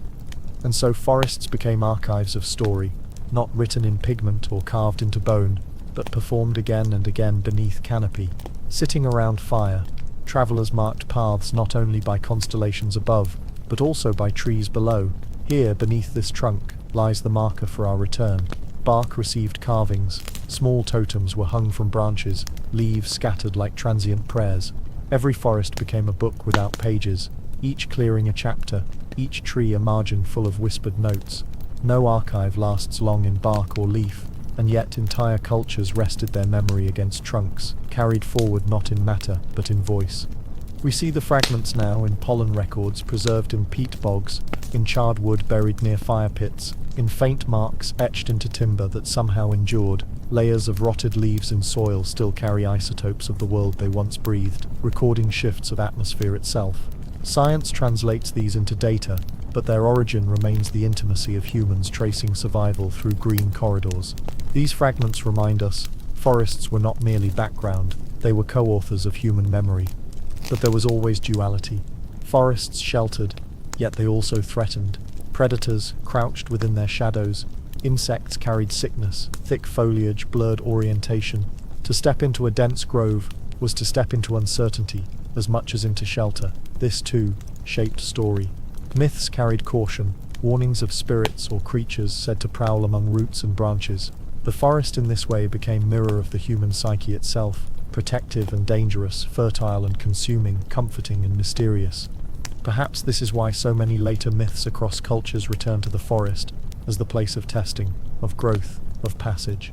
The Stone Age was the seed of this imagery. Forests absorbed attention and gave it back transformed. To move among tall trunks was to feel both concealed and revealed, small beneath their height, yet cradled within their arms. They invited both reverence and awe, shaping identity far beyond immediate survival. And finally, forests reminded humans of their own impermanence. Just as a child could watch a sapling become a tree within a lifetime, so too could a person watch a mighty trunk collapse in storm, its years of growth ending in minutes. Here again the lesson was inscribed: everything grows, everything falls, but even in falling, the ground grows richer, seeds sprout, new life climbs toward light.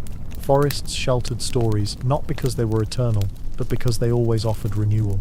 Perhaps in this rhythm, humans recognize something eternal about themselves, that life expands, wears down, decays, and is reborn into something else. The forest whispered that survival was not linear progress but cycle, an endless renewal of forgetting and remembering, of erasure and return.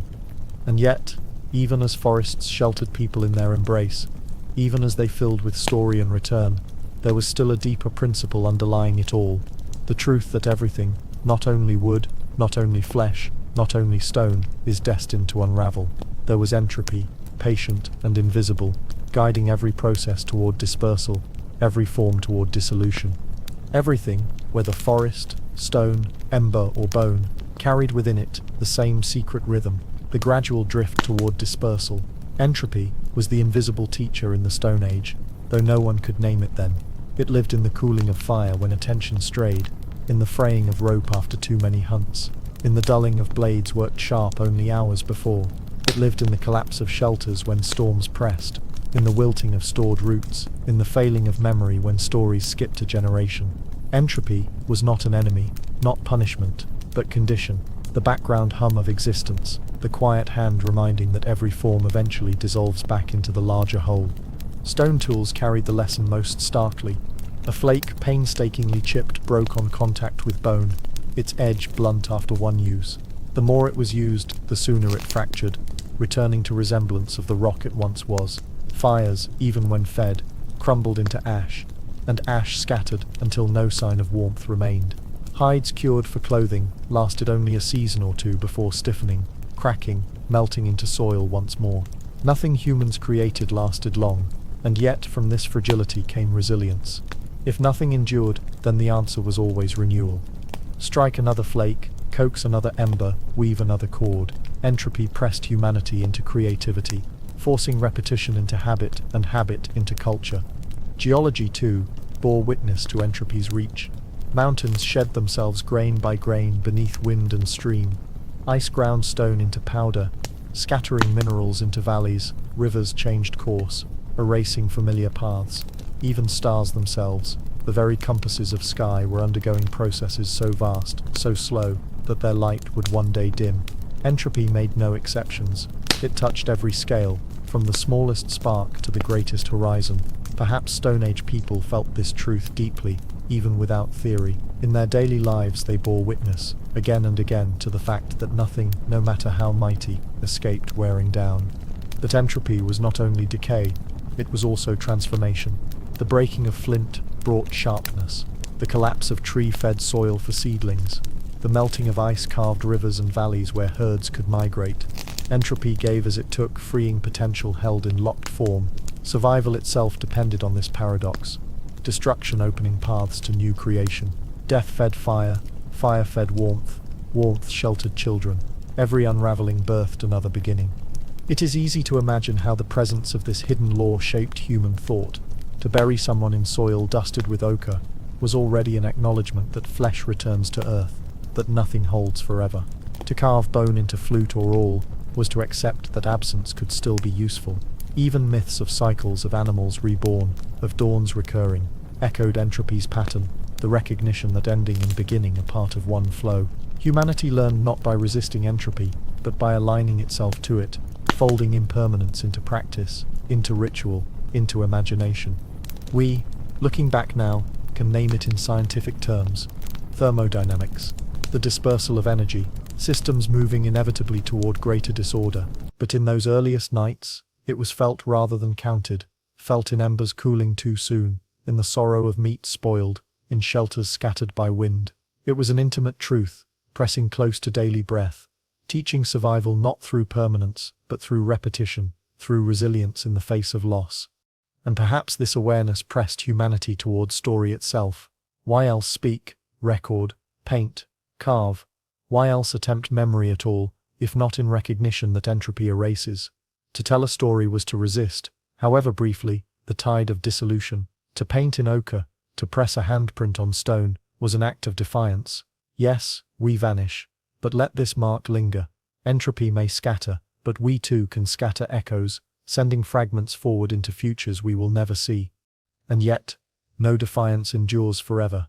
Paint will flake, carvings will grind to dust, even bones will powder in soil. But perhaps this too is not failure. Entropy ensures equilibrium, ensures continuity. It makes room for others. It balances by erasing, then gifting space again. For every trace that vanishes, another emerges, waiting to take its place. Extinction and survival, remembering and forgetting, creation and decay, all are drawn along entropy's current, inseparable within its flow. Maybe, deep down, our ancestors understood this. Maybe that is why silence, patience, humility linger in so many glimpses of their world. Every rhythm of their lives echoed entropy. Strike, use, break, repeat, build, see it vanish, begin again. Fragility was not sign of weakness. It was condition of existence, shaping resilience from within. And so, entropy's hand was always at their shoulder, shaping them as surely as stone and fire. It was quiet, but relentless. And in its quietness, it taught patience, adaptation, acceptance. The quiet hand did not simply end things, it shaped the flow of everything being reborn. And yet, if entropy could dissolve all traces, scattering them into fragments, could there also have been things lost beneath the ocean itself?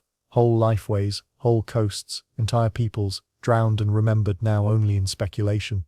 If erosion scattered stories across the land, and entropy dissolved tools into fragments, then the oceans concealed something even more profound.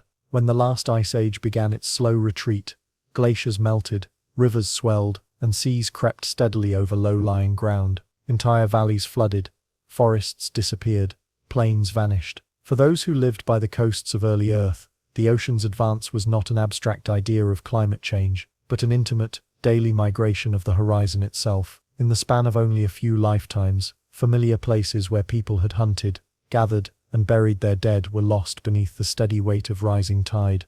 And yet, those drowned coasts still exist, only hidden. Scientists know this now through sonar scans and marine archaeology.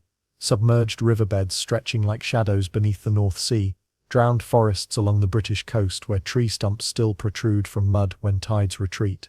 Off the shores of India, Japan, and the Mediterranean, stone structures lie beneath shimmering water, perhaps harbors or settlements swallowed by seas 10,000 years ago.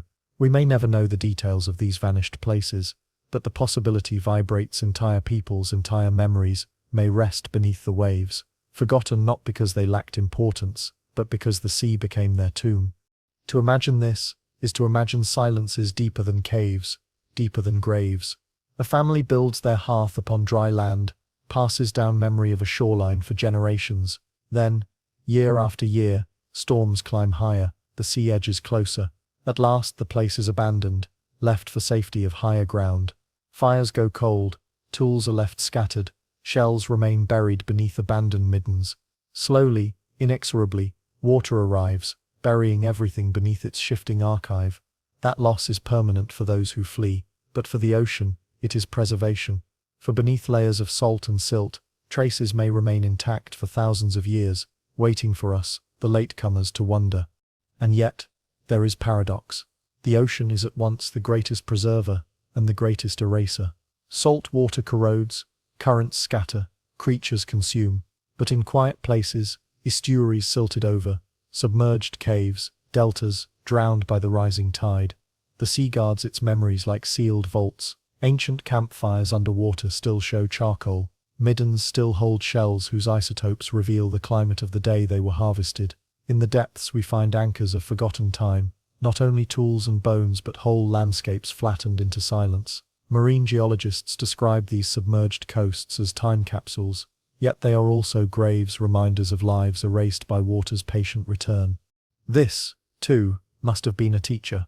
Watching the ocean swell, humans learned impermanence not only in tools and bones but in homeland itself. To lose familiar ground was to understand that even home could not be relied upon. Everything was provisional, even the soil beneath foot. Perhaps this explains why ocean myths are nearly always double-edged, the sea as both gift and devourer, as provider of food and taker of life. To the earliest peoples, its voice was unmistakable. Everything you know may be reclaimed, everything you build may be submerged. And yet, here too was abundance. Fish, shellfish, birds, driftwood, salt. No wonder reverence for the ocean carried into ritual, into myth, into the half-remembered stories that still speak of lost worlds beneath the waves. Sometimes we glimpse these in unexpected ways. Sunken forests off Wales, peat beds off Doggerland between Britain and Europe, islands that were once mere hills in vast plains now gone.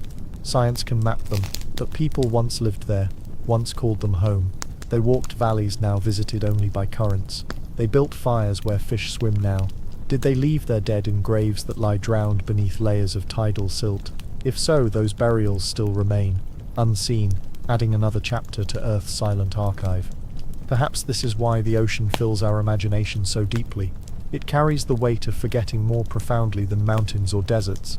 Deserts display ruins openly, winds scraping sand from abandoned cities.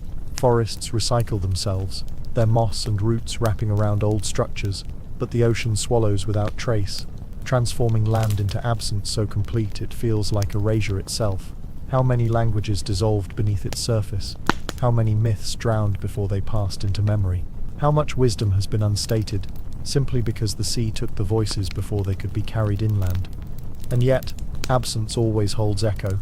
The possibility of lost coasts lingers with us, because we can almost see them.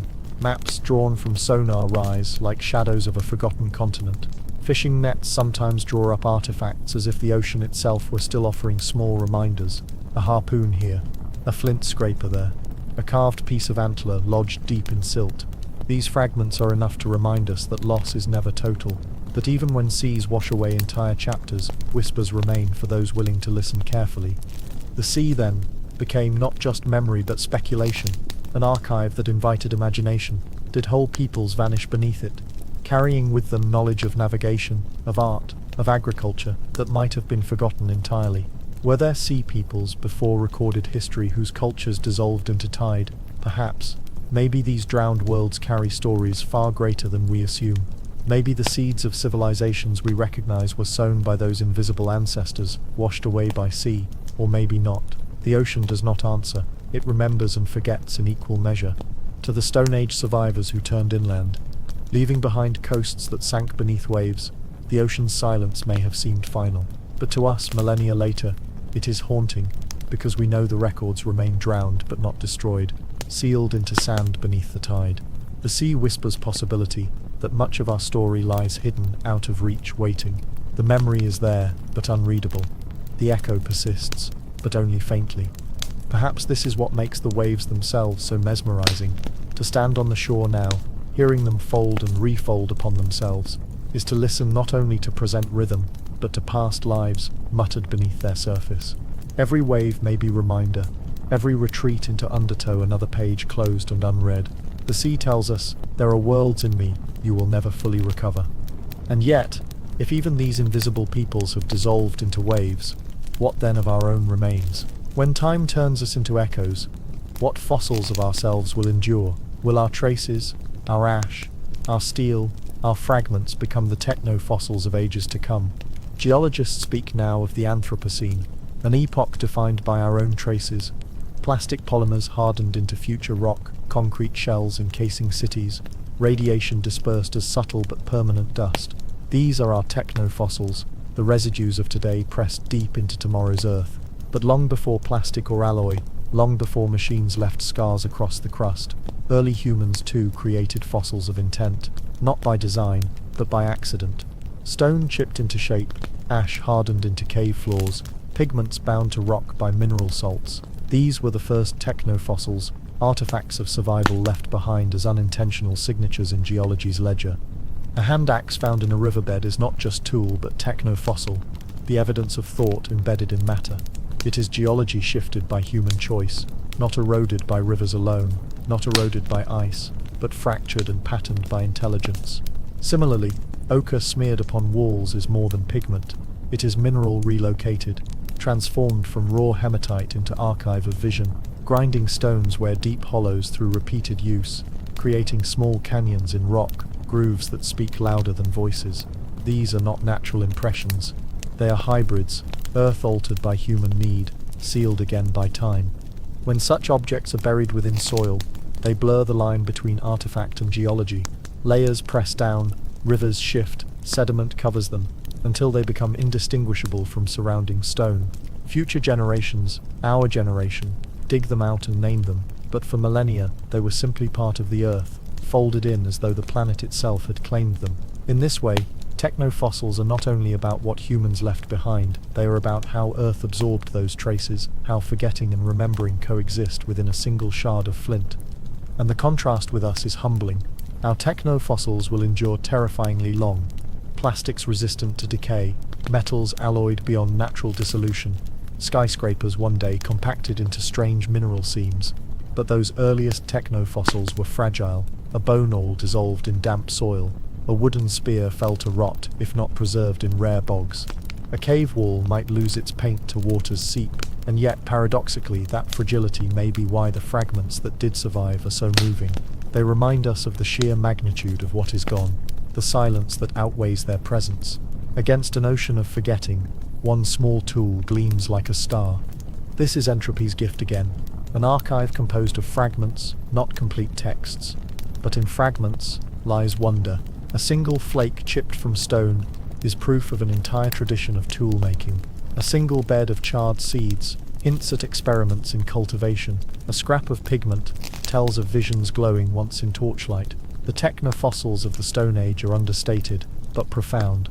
They are absence given form. They become powerful precisely because they are so few.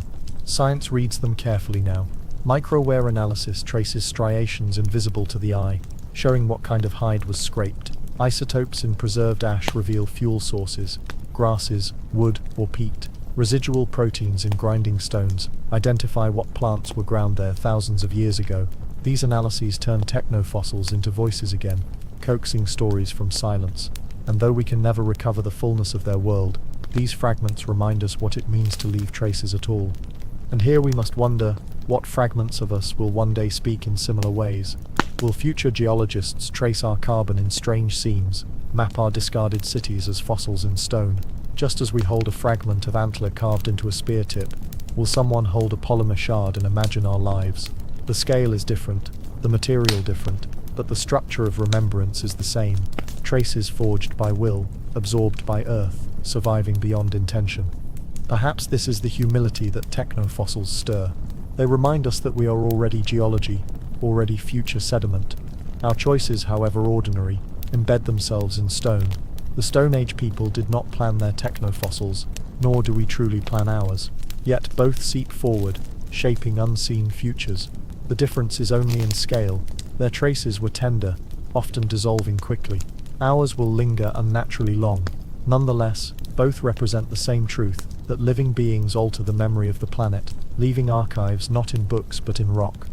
It is worth pausing here in silence to imagine those first technofossils in the hands of their makers, the chipped stone glinting faintly in firelight, the grinding bowl shallow with use, the pigment brush damp with red. To them, these things were not fossils but tools, present tense, answers to hunger and fear.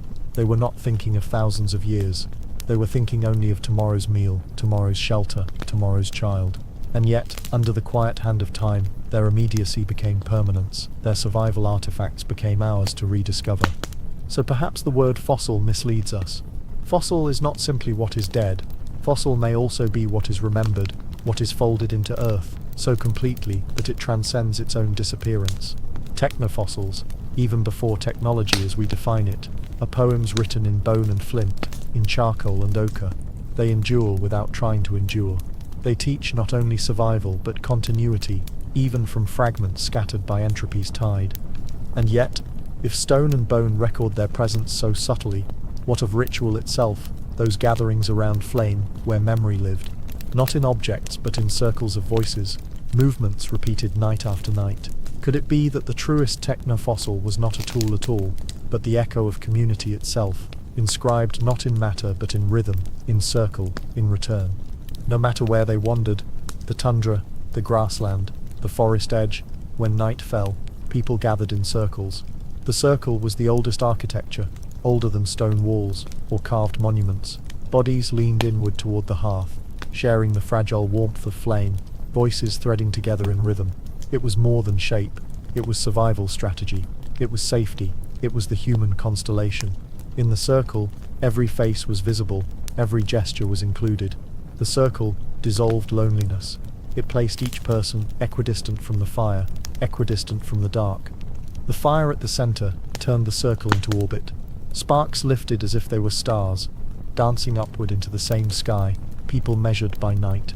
Shadows stretched outward like spokes, long lines of connection radiating from flicker to tree to cave wall. In that geometry was something so simple, yet so profound, that life itself felt cyclical, that beginnings led into endings and back again.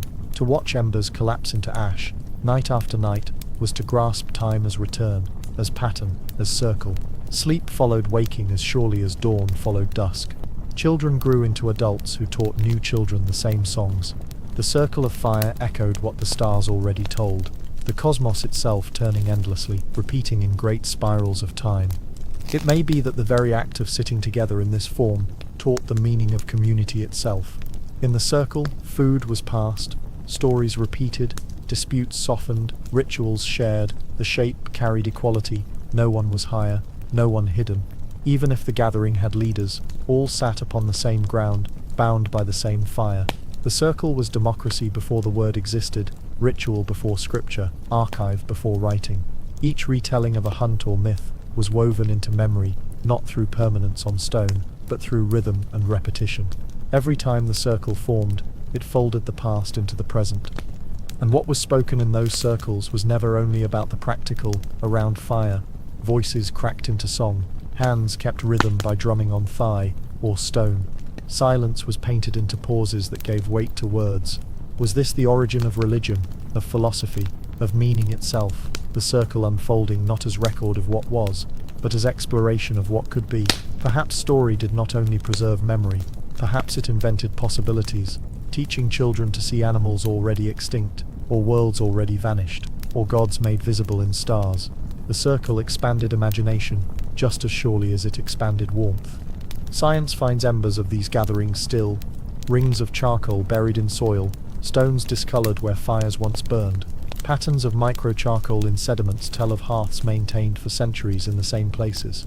Ash has stained cave floors black for tens of thousands of years, building up like sedimentary layers of memory, one circle upon another upon another. These modest ruins are not as dramatic as towering monuments, yet they are more faithful to humanity's essence. For they show continuity in the act of gathering, acts repeated night after night, generation after generation, until the behavior itself became more enduring than any single artifact. The circle was always more than geometry. It was metaphor carried into culture. Burials often formed circles of stones or beads around the body. Settlements arranged huts in rings surrounding a common space. Ritual dances stepped out in orbits, feet tracing arcs that mirrored constellations overhead. To humans of the Stone Age, perhaps the circle was not symbol at all, it was simply how existence revealed itself. Seasons circled through birth, growth, decay, return, moons circled, stars circled, fire circles, time circled. Life itself felt less like a straight path, and more like a wheel always coming around again. Yet circles were not only markers of comfort, they also mirrored entropy's lesson, that all returns to where it began. A fire circle blackened the same patches of ground until soil itself changed. Communities rose and fell, leaving rings of post holes in earth where huts once stood, each ending folded back into beginning, repetition carrying both reassurance and sorrow. In the circle was joy of continuity, and also reminder that nothing is linear, no progress without return, no return without loss. Perhaps this is what the circle imprinted on us most deeply. Not just memory, not just social bonding, but perspective. To live inside cycles is to hold humility, to know that nothing escapes repetition. The same stars return, the same hunger returns, the same warmth is sought anew each night. The circle does not promise permanence, but it does promise recurrence, and in recurrence is both fragility and hope. The fragile knowledge that we too will one day vanish as surely as wood collapses to coal, and the hopeful knowledge that others will light fire again, will form a circle again, will remember us even faintly within their own rhythm. Even today, though the tools have changed, the shape remains. We still gather in circles, around tables, around campfires, around songs and rituals. The ancient pattern has not vanished. It lingers deep inside us, tugging us back to the geometry of community. Perhaps we do this not because it is efficient, but because it resonates with something older than memory. The prehistoric hum of circles repeating across time, fossilized in our behavior, as surely as flint is fossilized in soil. And so the circles of firelight become the circles of history. They remind us that humanity's first monument was not stone, not bone, not pigment, but the act of gathering together, equidistant from warmth, equidistant from dark. That act itself is what endures, greater than any artifact, the ritual at the heart of survival, the circle cradling both story and silence alike. And yet, if circles defined community through return, what then defined humanity's direction forward? What image could carry not only cycles of fire, but the question of what awaited beyond dawn, beyond generations, beyond survival itself, in the long tomorrow? Perhaps the most haunting truth of the Stone Age is that it never fully ended. We look back on those people as distant, primitive, separate. Yet in every gesture of our hands, in every rhythm of our days, in every story told in circles of family or friends, their presence lingers. We are not removed from them. We are extensions of them. The Stone Age hums beneath us like a buried river that still shapes the ground, though we no longer see its current. And the question it leaves us with is not just how they lived, but what of them survives within us now, and what of us may survive into the long tomorrow. Think once more of their mornings. A spark coaxed into flame, a circle forming against dark, children watching sky, tracing stars back to stories repeated again and again. Nothing in those rhythms has fully vanished. We still rise each day with reliance upon fire, though we give it different names: electricity, combustion, light. We still gather in circles when we need comfort. We still draw symbols, still tell stories, still leave handprints of ourselves upon walls, though ours are digital walls, faint and unstable. So much has changed in scale, in speed, and yet the shapes remain. The human impulse to endure, to resist forgetting, to leave trace, this has never vanished. The earth remembers in layers: stone tools fossilized in sediment, bones imprinted with isotopic whispers, ash sealed into cave floors, burials protected by soil. What will the layers say of us? Future archaeologists will not look only upon seeds or pigments, but upon alloys, plastics, radioactive seams. Our technofossils are louder, stranger, more intrusive, and yet perhaps when they are uncovered, their meaning will not be so different from a handprint painted 30,000 years ago. Both are echoes. Both are attempts to say, we were here, we mattered, remember us.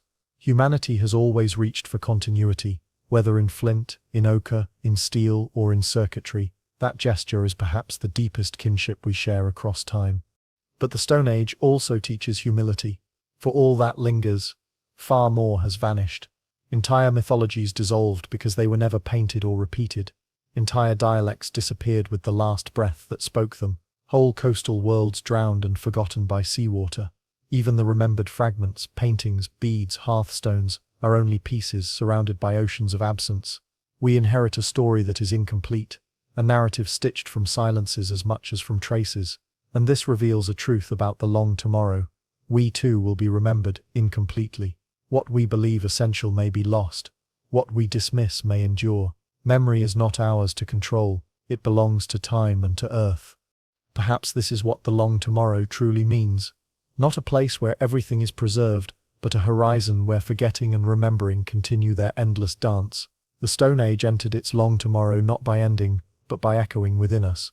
The tools became metaphors. The fire became technology. The seeds became agriculture. The stars became science. But beneath each is the same pulse of survival, the same awe toward silence, the same longing for story. Their tomorrow is our today. Our today will be someone else's tomorrow. The circle continues. There is tenderness in this, to know that nothing is permanent, yet nothing is wasted. Every gesture we make falls into Earth's archive in some form. Our bodies become soil, our buildings become dust, our words dissolve into silence, and yet in all this dispersal, there is invitation. New stories, new lives, new growth arise from what earlier ones have surrendered. The long tomorrow is not eternity, it is continuity, life refolded, time recycled, memory fragmented, and reborn in unexpected ways. Think of the handprints pressed onto cave walls long ago. They did not know we would look at them tens of thousands of years later. They pressed pigment in silence, perhaps only to say, I live, I breathe, I am here tonight, and yet we receive their voices across the abyss of time.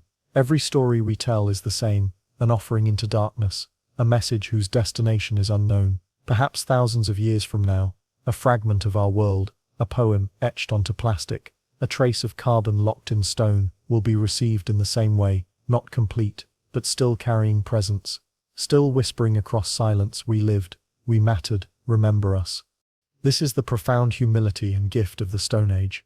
It shows us that what survives is not perfection, but fragment, not certainty, but possibility, and yet fragments are enough. From a single flake of flint, we imagine traditions that lasted millennia. From a single handprint, we feel companionship. From a single bone flute, we hear the first music of humanity in our minds. The long tomorrow will not keep everything, but it will keep enough to remind whoever comes. After that, life was lived with wonder, with love, with hunger, with story. And perhaps that is what it means to live wisely now, not to seek permanence, but to accept that impermanence is the condition in which meaning glows brightest. Ashes glow in firelight only briefly, but while they glow, warmth spreads, comfort arises. A footprint pressed in mud may vanish by morning, but while it lasts, it testifies someone was here, someone walked this way. The truth of our existence is not negated by its fragility, it is illuminated by it. The long tomorrow is always beginning. Each fire we light, each seed we plant, each circle we form around story is part of it. The Stone Age people did not know they were shaping us, yet here we are carrying their echoes, and we do not know whom we are shaping, yet echoes will carry forward all the same. It is not our task to choose what survives, it is only our task to live as though every gesture matters, because every gesture enters time's unfolding archive. So perhaps the question is not what will last, but how do we want to be remembered, however incompletely. With what kind of tenderness will we leave our trace? With what kind of humility will we return to earth? With what kind of awe will we teach our children to look at stars, to listen to silence, to touch stone and feel in it memory deeper than their own?